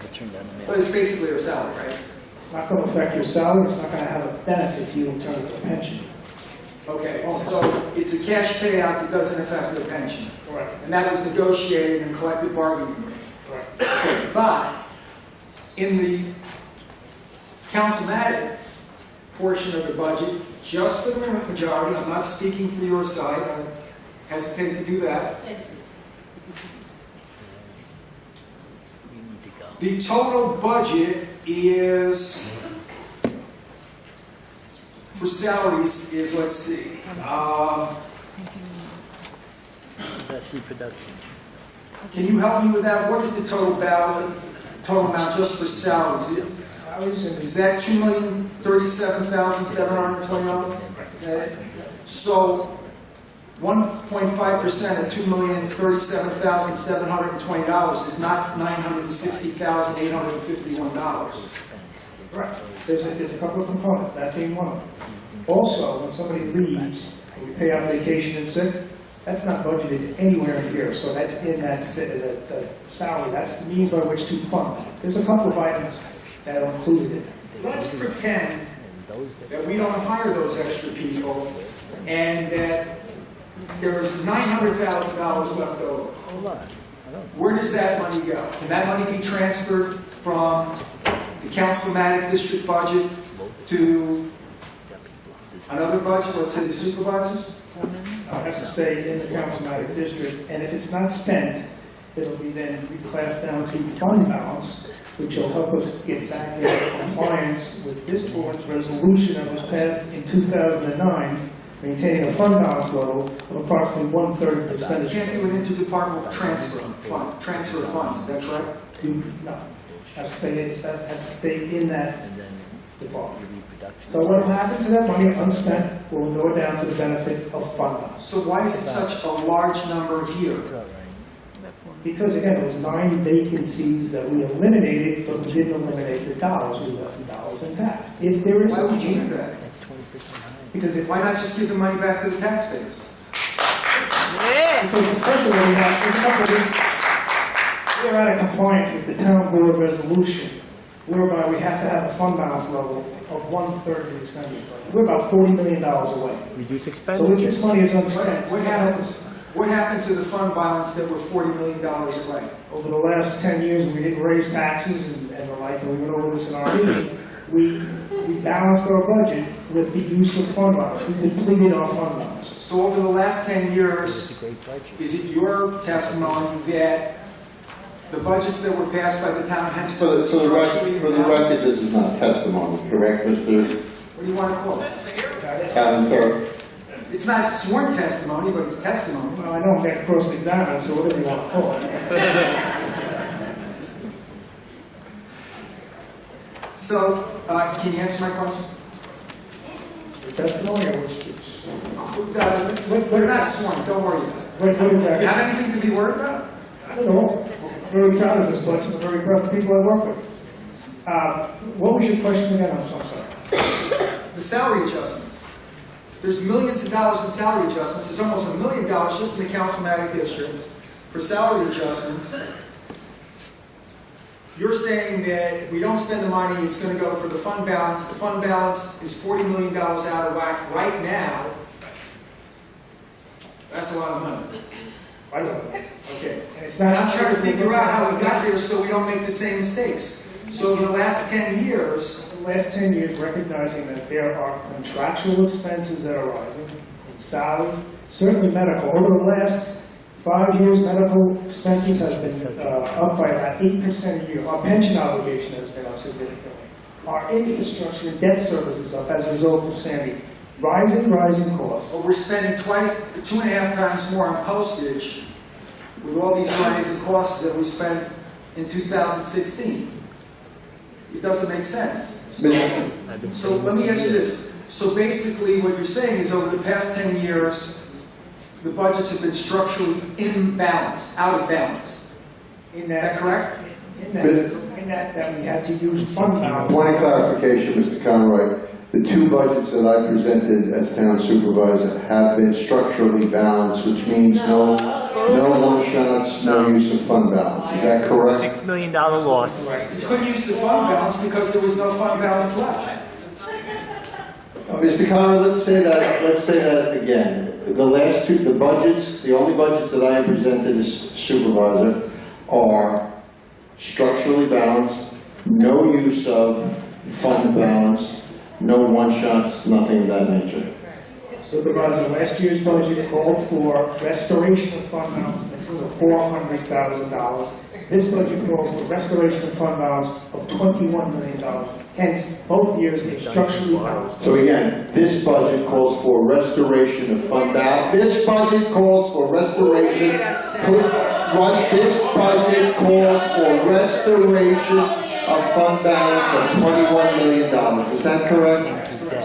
So, Mr. Conroy, it's correct, but it's not correct, right? Because basically, again, this budget that you're asking us to approve, that you're recommending, that the supervisor's recommending, not you, you're just justifying it, basically has certain assumptions that are made, correct? As in any budget, correct. Okay, so you've got an increase in sales tax revenues. We are projecting an increase in sales tax. You have increase in other revenues. Mortgage recording tax, department fees, and the like, yes. Right, which are dependent on the macroeconomy, not the microeconomy of the town, correct? Correct, yes. By and large. Yes. So there could be $10 million, $12 million, $13 million less in revenues if you were overly optimistic, right? Mr. Conroy, in your professional opinion, are they conservative estimates? Let me ask the question my way. No, Mr. Blakeman. I've asked him, you can ask it any way, there's no dimes. You can ask it any way you like. Are the revenue estimates relative to mortgage tax and sales tax, are they, in your professional opinion, conservative estimates? Yes. Okay, so let me ask you. Let him finish actually answering. Let him finish actually answering the question. Let him answer my question. Let him answer the question. Please, Mr. Conroy. The development of the town of Hempstead budget would be described in one word: conservative. We budget in accordance with projections on a very conservative basis. And what is evident that we do a pretty damn good job is that when you look, when we close the books out, you compare our projections on both revenue and expenses, the variances are very, very small. So we're pretty much right on target. So to say that, is it possible that we could be overestimating revenues by 10 to 12 million? Is it possible? If something catastrophic happens?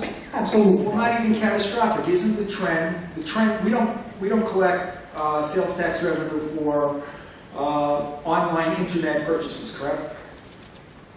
Correct. Okay, so that for Nassau County, it runs through Nassau County. Those purchases are increasing every year. And the revenues from the brick and mortar buildings is decreasing. Yet, you're not projecting a decrease in sales tax revenue, you're projecting an increase in sales tax revenue, correct? First two quarters in 17 are up 4%. So in line with that, yes, we are projecting optimistically an increase in sales tax. However, I'd like to phrase that by optimistically and conservatively. Yes, but the largest portion of that was a sale in January on overstock of cars that generated a short-term increase in sales tax revenue across the United States, correct? My colleague will be looking at that now. That's not. Wow. So Wall Street Journal's wrong. You want to move to the next question? First quarter sales tax, 1.3%, second quarter, 3.9%. So what's the dollar value of that? $1.5 million. Over the price.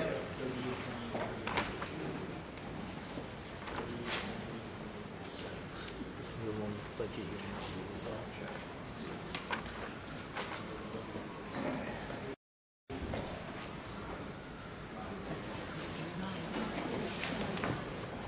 Now, Mr. Conroy, we can put that aside for a second.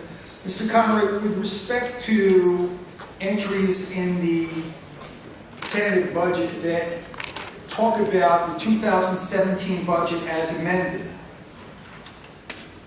what were the major areas that were amended in the 2017 budget with respect to expenditures?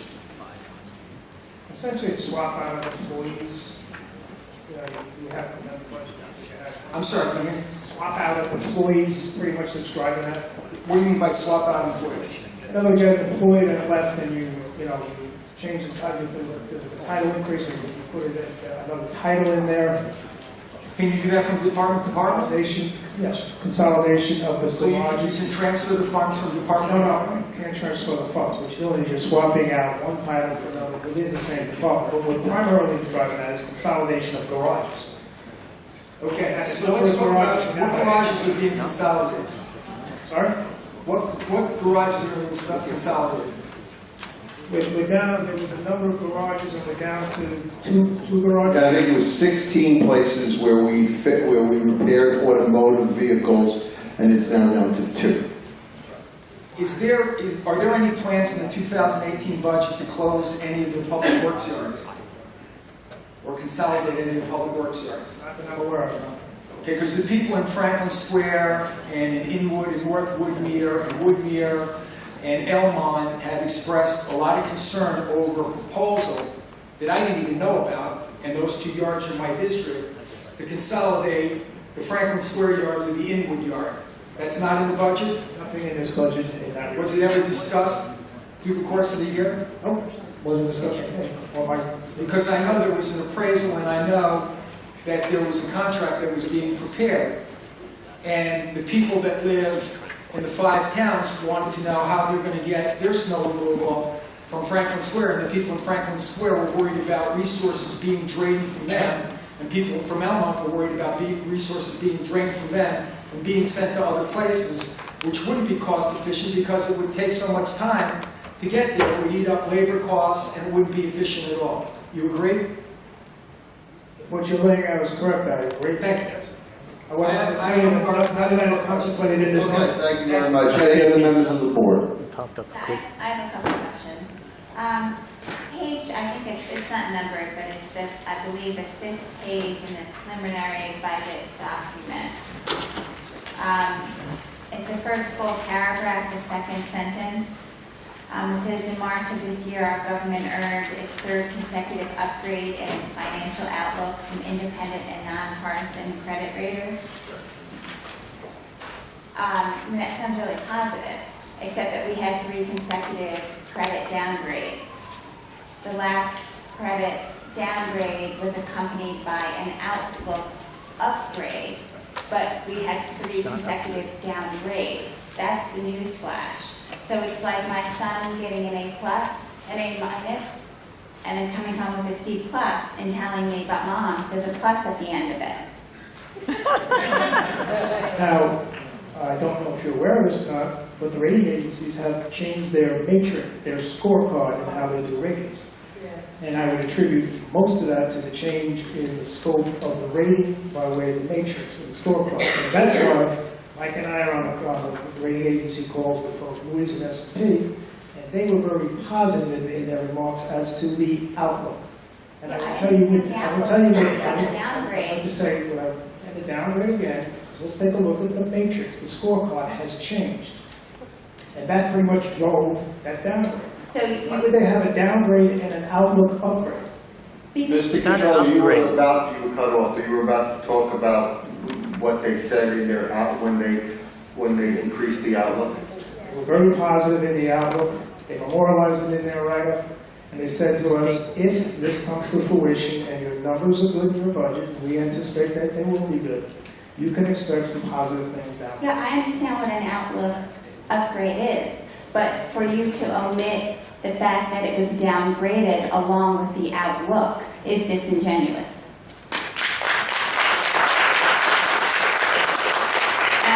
Researched the matter with several different people.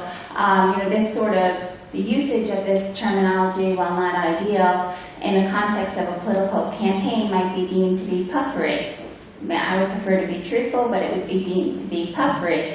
But when you're using this type of language that omits the fact that there have been 3 downgrades, albeit a positive outlook, to me, a budget should not include puffery. It should include the facts and not selective facts. So I would hope that going forward, the town of Hempstead, I would love for an upgrade. If we receive a credit upgrade or downgrade, we should include that, not just the positive spin, but the actual facts. Can you commit to me that going forward, we will list the credit bond rating, not just the outlook? I think that's a policy issue. Okay, can I ask the supervisor that then? Can we always include going forward, I'm not talking about your campaign literature, but all town documents, and that would include the preliminary budget and any other budgetary documents, that if we have a credit movement, whether it's an upgrade or a downgrade, along with an outlook upgrade or downgrade, we include both facts so that the public is provided with accurate information, not cherry-picked information? Yes.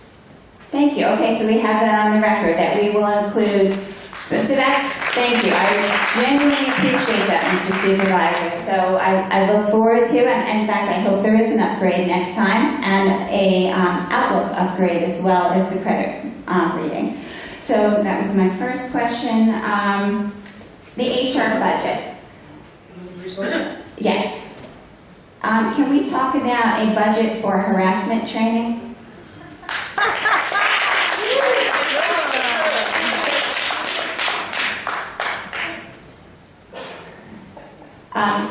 How much is there for harassment training? Not enough.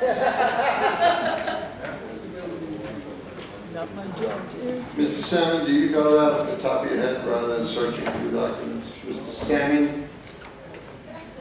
In the room, Mr. Salmon, did you hear the question?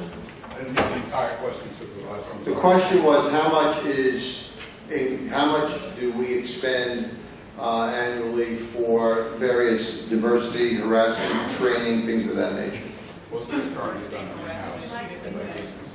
So it is done in-house by existing staff, so it's incorporated as part of the salaries of the professional people in the HR department?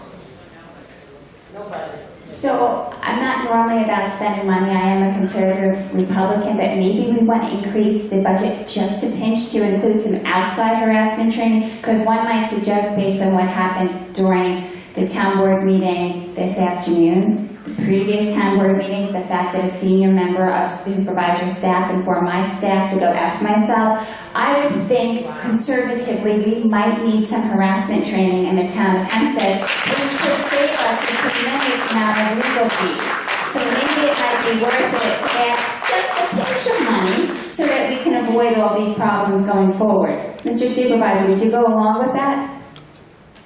The town does the diversity and harassment training, and anything else beyond that we'll take under advisement. It's not working. Okay, so I guess that's a no, but I will press forward with, I used to be head of HR at an international company. We had a very, very large harassment training, and it was always very helpful to avoid litigation down the road. In any event, last week, Mr. Conroy, I sent you a host of questions, and since I sent 2 emails following up on it, and I didn't receive a response, so let's just have the conversation now. So my first question was, the 2016 budget showed a negative operational deficit of $23.5 million, as compared to a net position decline of $72.3 million, a difference of $48.8 million. I'm trying to understand the variance between the 2016 budget deficit and the 2016 audited financial net position decline. Okay, you stay right there. As I mentioned to you this afternoon, Councilwoman, I have not seen that document, I have not seen that request, and I am not in a position to discuss that now until I research it and give you an adequate, comprehensive answer. I sent 2 emails last week. As you can see, I'm kind of, you mentioned you sent it to me on Thursday or Friday. Thursday and Friday. process of the budget, I also mentioned to you on several occasions, please give me the time, finish the budget, and I'll be glad to. Yeah, but I have to vote today. And we haven't met with, I know that you met with me Table the twice, issue. but we haven't met on the 2016 audited financials, the 2017 results, or this until just 2 weeks ago. And the audited financials we gave to you the day after we received them at our meeting. Right, and I have questions. And now I have to vote on a budget, and I think the 2016 results have a direct impact on the vote tonight, no? Well, you It's the financial health of the town. You have those financial statements, you have the audited financials. Right, and I have questions. And I don't, again, your And I don't questions have I have not answers. seen. I need the time to digest them and give you an adequate answer. So should I go through all of them? Yes. Okay, so that, I don't have the facts in front of me, I don't have the audited financials. but you answered Bruce's questions? Bruce's questions were with regards Why to do you the support budget. No, but budget this, it all is underneath it. I mean, What you're referring to is a 16 audit. That's historical data. okay, so we'll do something that deals with 2018. The $5 million operational surplus in 2017 excludes capital projects. How much are capital project revenues and expenses anticipated to be in 2017 and 2018? 2017 and 18 will rival probably somewhere in the neighborhood of 45 to $50 million. The supervisor is committed to road improvements, increasing that from 20 million to 35.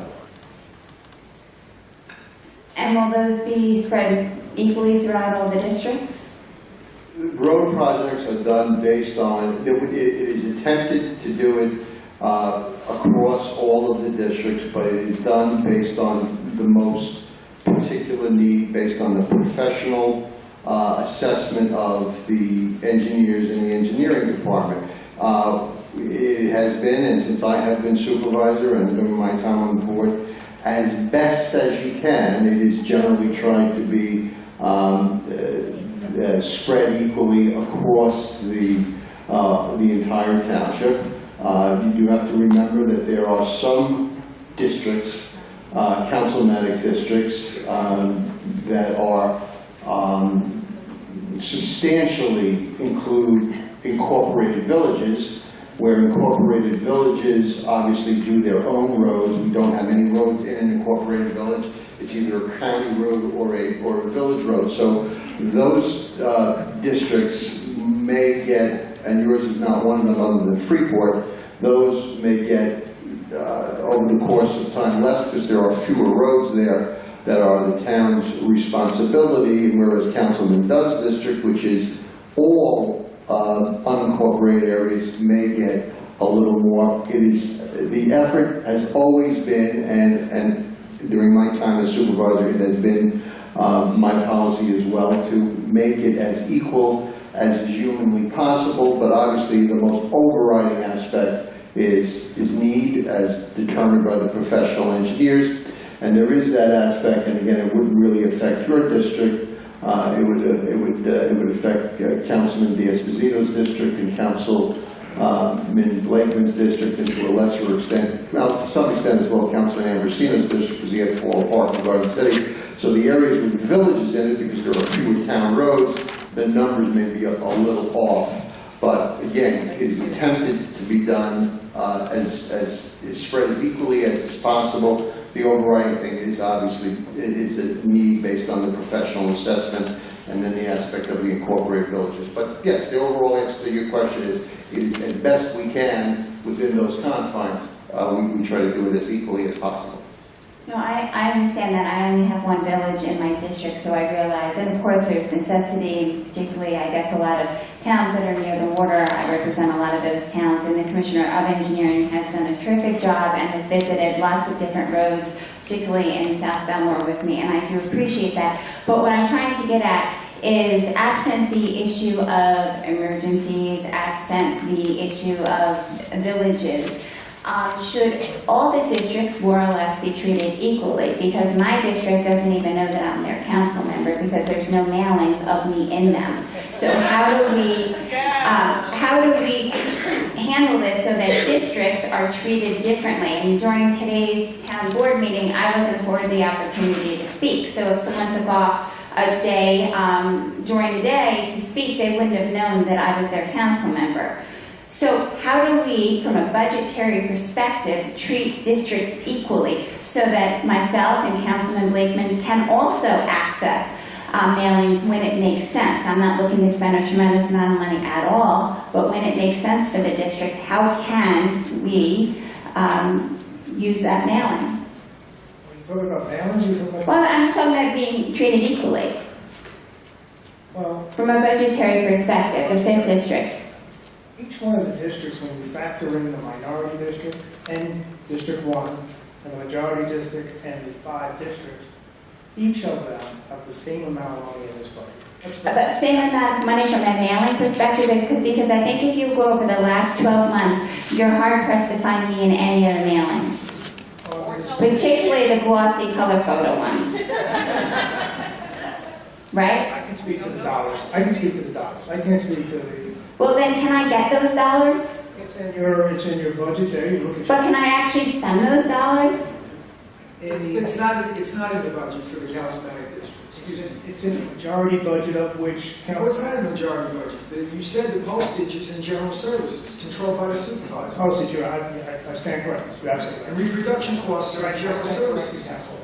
So basically, the answer, I'm sorry to interrupt, the answer is that it's not distributed equally, it's distributed at the whim of the supervisor, correct? It is not in your budget. I stand corrected on that. Okay? It's in general service. Thank you, sir. Write that news down. So how do I send a mailing to the people in Baldwin? Yeah, that's a policy issue. That's... No, but it shouldn't be a budgetary issue because we just established that all districts should have the same amount of money except for village issues, emergency issues, and all those types of things. So, question, how do I send a mailing to the people in Baldwin? Tony, answer it. It's budgeted in general services. How do I access that money? I mean, I'm speaking practically. How does Alex in my office say, we have a photo here of Aaron and Grand Avenue, I don't want to waste money, only if it makes sense. How do I get that to the voters in Baldwin so they know that I represent them? I would think, from a practical standpoint, we're starting from the Commissioner of General Services and see where it goes from there. So if I send an email to the Commissioner of General Services with a little Photoshop picture of me and some text? What I'm saying is take that conversation up with the Commissioner. No, but I can't have these conversations because nobody's back to us. No, I know, but if the money's in there, I want to know practically how do I access the funds? Questions outside of my scope. Well, can someone help me with that answer? General Services, anyone? Mike Deary? Mike Deary, he's ahead of everybody. The answer is you prepare the document that you want to be sent, and you send it over to the Commissioner of General Services. Okay, so maybe we'll do that tomorrow, Alex, and then we can put that on my Facebook and show. So a 4-page glossy, lots of photos, and I can send it to the folks in Baldwin. I would never do that. Can I send out a letter to people in my district explaining my vote on the budget? Yeah. Is that okay? Yeah, let's do that. I guess the commission, is that right, Commissioner?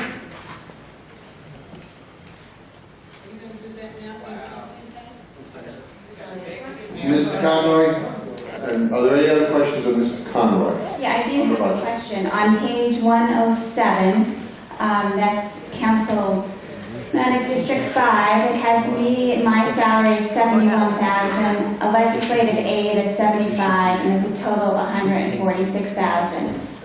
As I recall, more or less last year, the budget for my district was about $550,000.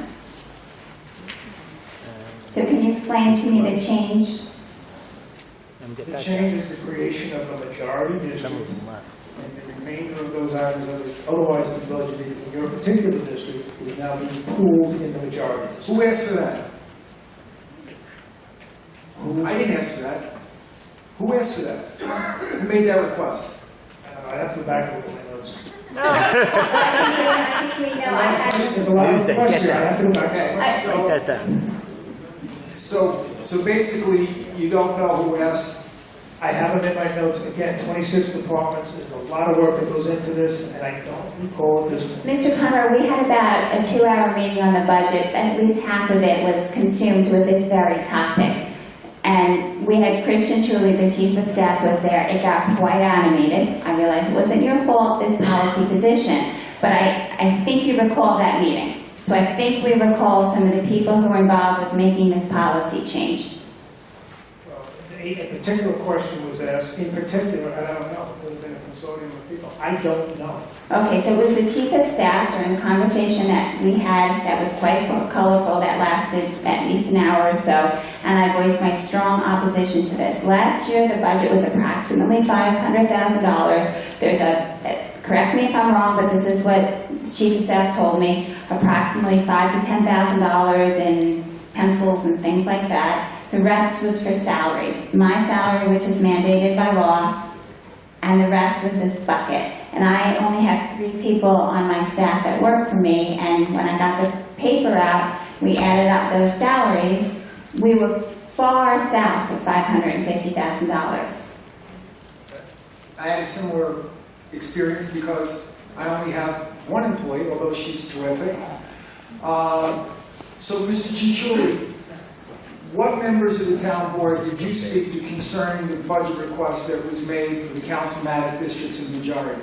This is a... No, he's got to answer that question. This is, we're dealing with the budget. This is the budget. It's the budget. It's the budget. Town board. It's the budget. We're not Who going prepared the budget for the town board? What are you hiding? Everything. to grill individual employees. Mr. Conroy? You know, I have never... Mr. Conroy, what is the total amount of money? What is the total amount of money budgeted for if you add up the, as I understand it, the 5 majority districts plus the majority central staff? That is how much money? Stop the nonsense. Please, let's have a man. Stop the nonsense. All right, we have no say. We have no say. You give us the minimum because you don't want us to ask questions. Please have him answer the question. Right, they're hiding something. Mr. Conroy, would you answer that question? Tuesday. $2,794,345. There's $2,794,000. So I'm entitled to know who put that budget request in. And who instructed that person to make that budget request? Because nobody asked me. So who did it? Are there any other questions for the... No, I want the answer to that question. I think he answered that. He doesn't have it. No, he doesn't. I want to know. Who prepared that budget? Who took the councilmatic district's budget of $550,000, which I never spent anywhere near that in my district, probably 1/10 of that. Who took that and reduced it and put all the money in the central budget?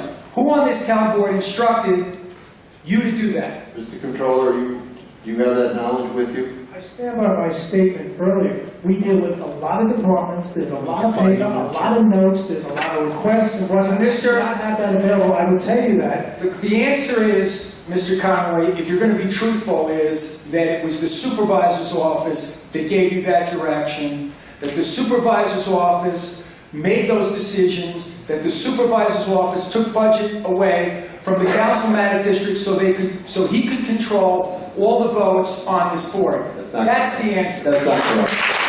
That's not correct. Any other questions for the, any other questions for the controller? I still have questions about this. So when we met and spoke about this, it was told to me that this was an attempt, because under the current budget process, we all each had $550,000, but we all know in practice that I, as a council member, cannot use that money to hire people, because I only have 3 members, plus myself, far south of $550,000. I have tons of people on the current Council 5 district that do not work for me. That, while I'm sure they're lovely people, they don't work for me. So I have repeatedly asked, I want to get a person in to help me. I want to give a raise to a person who deserves it. No. So the workaround was to have the council member at 71 and then one legislative aide that we could have them, give them a salary of $75,000. The remaining money from that 146 to the approximately 550, those positions would be determined by a majority of the majority caucus, so that Councilman Dunn, Councilman D'Esposito would be making decisions, presumably, on my staff. I just don't see how that makes sense. And why would you care? I mean, why not just give me the budget, give Bruce the budget, and if we make bad hiring mistakes and we don't serve our district, we won't get reelected again. Why would you have council members from western town of Hempstead make decisions for what goes on in Wanton Seaford? I just don't understand the mindset. Get that Newsday? Are there any other questions from the control? Can he answer? That's the question. Oh, I'm sorry. I have a question to the town attorney. So, Mr. Town Attorney, we passed an ethics reform bill, I voted against it, which states in quote, no elected official, employee, or other person authorized to act in official capacity in the name of the town shall exercise direct managerial control over any town employee who is in the person's immediate family. That includes also any financial reward, any salary, any bonus, anything of that nature. Is that correct? That's correct. Okay. Is the budget considered a financial document with salaries on a line item basis? Well, the budget is considered a financial document. I know where you're going here. Well, it is a line item. There's a line item for each of those positions, is there not?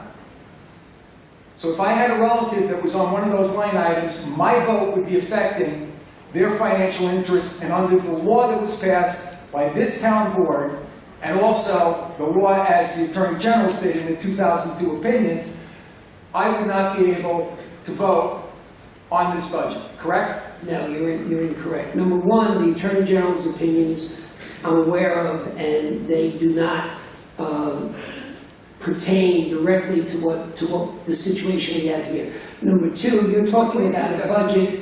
You're talking about a budget. You're talking about a town-wide budget. When we talk about financial interest, we're talking about a vote on a specific salary for a specific person. So this would not be. The Attorney General's This would not apply. And the Attorney General's opinion would not apply to the circumstances we have here. You know what? What's your understanding of the attorney? What's your legal advice to the people on this board? The Attorney General's opinions, first of all, they're advisory only. Joe, you're wrong. I'm wrong? They're not advisory only? If They're the Attorney advisory General only. says you're wrong, you're advising them to move forward, and you're saying that this isn't a violation. The words here don't exclude the budget. It says financial. Mr. Town Attorney, your legal opinion is that we can move forward? Correct. Okay. He's not going to say anything against you. Come on. Any other questions for the control? I'm just going back, can we make a slight change? We're talking about the budget, all the money, we have the money in the budget for each district, whether it's delineated here by 146 or 550 or whatever. Why can't you just give that money to each district so that we can make our own hiring decisions? Can we do that? It doesn't change the amount of money in the budget. Conroy? Councilwoman, if I could, I think the concept is, talked about hiring a counsel to the town board. That's a central staff issue. You all have, there's a central staff. There are a number of people who work for central staff, and then there are people who work for individual council people. I think the idea is that you have this money as a pool, and you can then hire who you want out of central staff, and then the rest of it's divided. It'll be divided equally. I would think that's just why we get it. That's the idea. That would be the concept. That's the mailing. What safeguards are in place to make sure that that happens? None. Zero. Thierry, did you say none? I'm sorry. No, what safeguards are in place? I mean, clearly Yuri you said saw I was none. trying to speak earlier today. The meeting gets adjourned. I mean, there's obviously this majority of people that overrule everything that Bruce and I do. So how do I rely on that to get people to work for me? I think the concept is that the 5 members of the majority will get together and. Well, we don't need. Well, the 5 members, you could certainly. Are you suggesting there's some independence on the board? You're certainly permitted to caucus. The 5 members, the 5 councilmen. So can we somehow put that in the budget so that we're required to meet? Well, that's not a budgetary item. But how do we make the budget fair? I just told you. Do you really think that's going to work? Absolutely. Under oath. Can I ask the town attorney a question? Mr. Town Attorney, last year there was allocated approximately $500,000 to my district for salaries and expenses for employees, correct? If you say so, I don't do budgets. Mr. Conroy, how much was it? Approximately. So it's approximately 550. A little north of that, 560. Right. How many employees did I have, Mr. Santino? I will refer that to the controller. How many employees actually did work for me? I don't have that really. Mr. Town Attorney. Do you do anything? Mr. Town Attorney, if someone was working for somebody other than me and they were under my budget, would that be a violation of the law? No, Why not? because I believe. You just said you can't do that. I believe the majority of caucus decided how to divide up the. No. My office, my district was budgeted $550,000, and there were people that were on the budget, it was attributed to my district, and they did no work for me. They didn't talk to me. Bruce, I hate to correct you, but there was a period of time where you had no one working for you. Like a fucking moron. So my question is, you're saying that's legal? Yes. That other council members can use money that was used for my I district? said to you that I believe. You know, this is all being recorded, Joe, so, you know. I believe that the majority caucus decided how to spend that money. Well, how can they decide how to spend money that's attributed and budgeted for my district? Majority caucus. How can they spend money that's attributed for my district? There were people that were on the budget, that were on my budget. And weren't hired by me, they didn't answer to me, they did no work for me, they did no work for the people of my councilmatic district. I don't know how many different ways to say it. The majority caucus decides how to spend. No. That's your legal opinion? You should, but then you have to take that up to the majority caucus. No. It's not the majority caucus. Mr. Conroy, you said it was about right that 550,000 people, $550,000 were attributed to my councilmatic district as the others in the majority caucus, correct? Approximately, yes. Okay. And I'm telling you, I didn't hire those people. They did no work for the 3rd councilmatic district. How could that be? You're asking me about the budget issue. Budget issue. That's a budget issue. They were budgeted for me, With regard to the, for my district, for the people of my district. with regard to the deployment. How is that fair or legal? Councilman, with regard to the deployment of personnel, as to whether or not they were deployed to your councilmatic district is outside of my scope. All I know is what we have done in this office is budget an X number of dollars so you can run your councilmatic district. That's what we did. Okay, Mr. Town Attorney, you've given your legal opinion on this matter, you stand on it, so it's been all asked and answered at this point. Any other questions? Any other questions? I have a follow-up question to that. So you said that this remaining amount, the difference between 146 and 550, that amount will be decided by the majority caucus, correct? I would think that's what you would all do, yes. So I actually have an interesting question for you. When I cast a no vote about a year ago, I was thrown out of the caucus, and I don't think I've been invited back. So where do I stand with the budget? I'm actually being serious. I'm actually being serious. I was thrown out, I was never asked to be back That's in. not a question for me. Well, you were telling me that the majority caucus would determine how the money was spent, but if I'm not part of the majority caucus, what do I do? Tough luck. I think the question is, Councilwoman King Sweeney is a member of the majority I caucus. was thrown out, never invited back in. For this purpose, I don't make that decision about who's in the majority caucus, but for this legal purpose of the budget. I'm not making this up, I was thrown out. Is that correct, Mr. Yes. So that, I think I can say to you, if they're not, if that doesn't work out, you should contact my office. okay. I think we've asked. Dead end. Are there any other questions with respect to the budget? Newsday, write something. All right, then at that point, I will accept the motion on the budget. Call roll, please, on the budget. Supervisor Santino. Aye. Councilman Ambrosino. Aye. Councilman Blakeman. I want to explain my vote before I vote.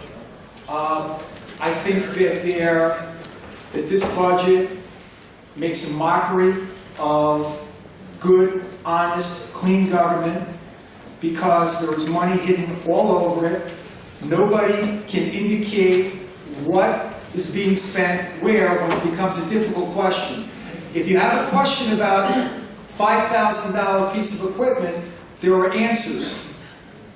But if you have a question regarding large amounts of money that are being spent on items that are not reflected in the budget, so the public has no understanding of how that money is spent, there are no institutional controls over spending in this budget because basically nobody can answer any questions as to who sets the budget and how much is spent and who's monitoring what's being spent. And on top of that, my district, every community in my district is getting a tax increase from almost 15% to 3%. Wow. 15%? 15%. No, I'm not kidding you. 14.71%. So I am not voting for this budget. I am voting against this budget.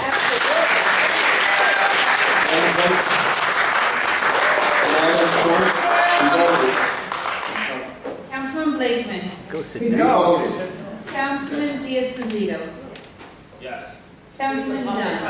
Yes. Councilman Boothby. Yes, I think it's a very valid budget. It's the first time since '09 that we've had a structured budget.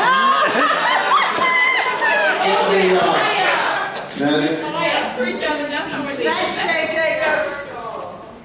I came in today with a very open mind. I spent hours upon hours poring over these documents, sent detailed questions to the Controller's office. I did not receive satisfactory answers, and I was unfortunately, along with actually the public, shut down today in a way that I'm still stunned that happened. I was looking forward to an open, honest, public dialogue and conversation, and we didn't have it in public. We haven't had it over the last 12 years. We have not been briefed nor updated on the results, the budget, with the exception of the last 2 meetings with the controller.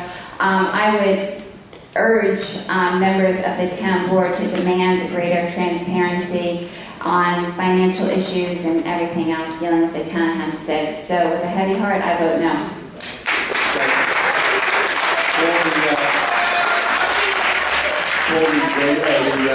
Atlantic Beach issue.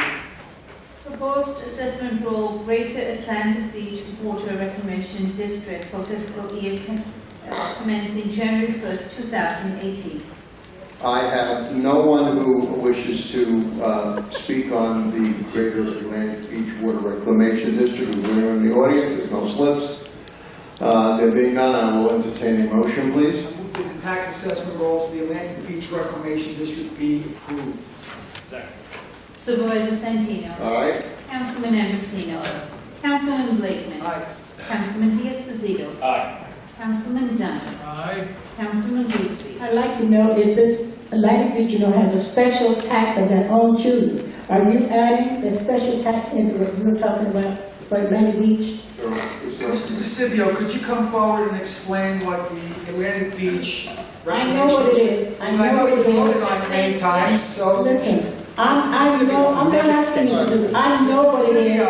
I know what it is. Hold on, first of all, I'll run the meeting and I'll call someone forward from the audience. Senior Councilwoman, please continue. Okay, because I know of their own choosing, because they want to have their own privacy. They are paying an extra tax, a special tax that no one else pays. I just want the audience to know that. Correct. Okay? So I will vote yes for it. I will vote. Mr. DeCivio, could you It is correct. Well, are you making a statement or a question? Do you want the answer? Mr. DeCivio, just give us a brief tutorial on this. Identify yourself for the record, please. Nicholas DeCivio, General Counsel to the Greater Atlantic Beach Recreation District. I didn't hear the question. No. Please tell us what the Greater Atlantic, for the people in the audience who may not know what the Greater Atlantic Beach Water Reclamation is. I'll try to make it short because it's been a long night.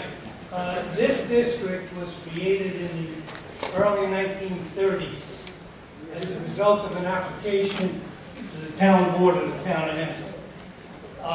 They are separate and distinct in that I'm going to call them semi-autonomous. We have 3 commissioners. They serve 3-year terms.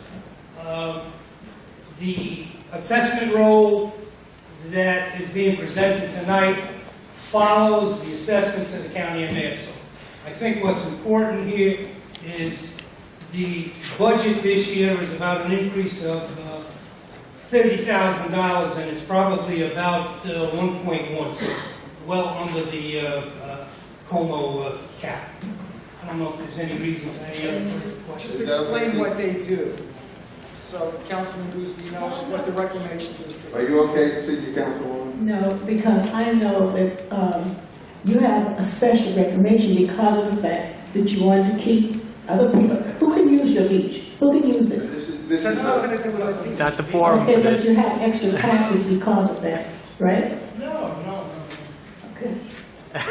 This is purely solely a sewer district. It's Tony, the only shut up. sewer district in the town of Hempstead.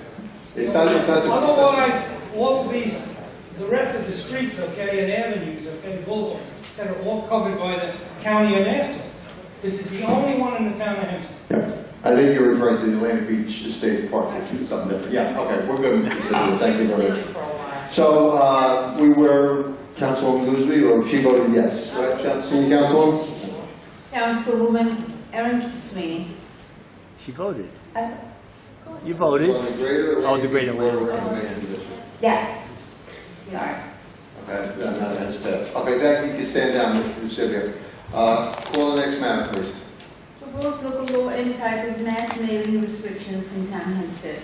Supervisor, I move to lay the item on the table. Okay, second. Okay, so, Supervisor Santini. okay, so, call the roll, please.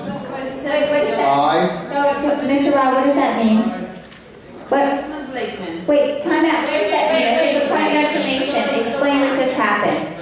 Motion to lay on the table is not debatable, and it's not subject to comment. What? What kind of bullshit? Oh, come on. Newsday, write something. Will be order. The Esposito, you're a scumbag. They will have order in the audience. Call the roll. As a point of information. It's a yes or no vote. You want me to tell you what the yes or no? Call the next one.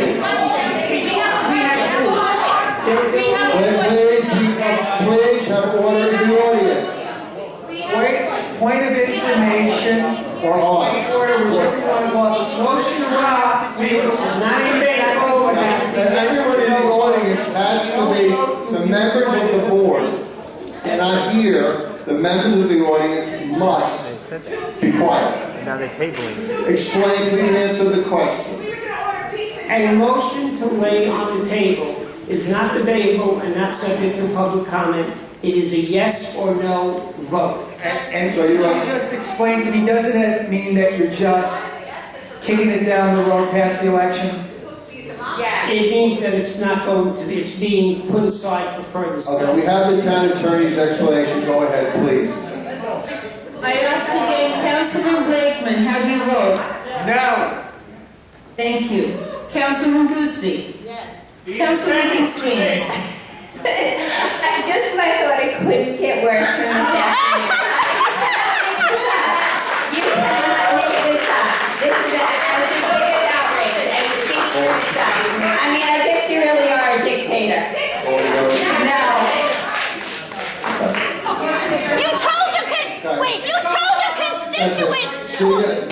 Senior councilwoman has moved to adjourn the meeting. I know you're excited.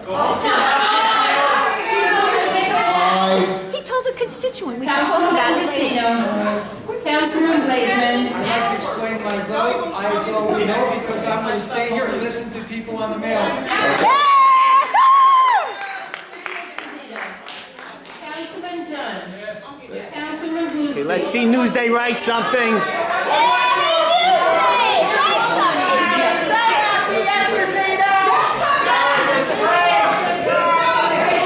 I couldn't believe that you were going to go ahead with it. I couldn't believe that. It was very hard for me to believe they were going to go ahead with it. But he said you could talk about it later. It's on this page. I know, but they tabled it. The Esposito tabled it.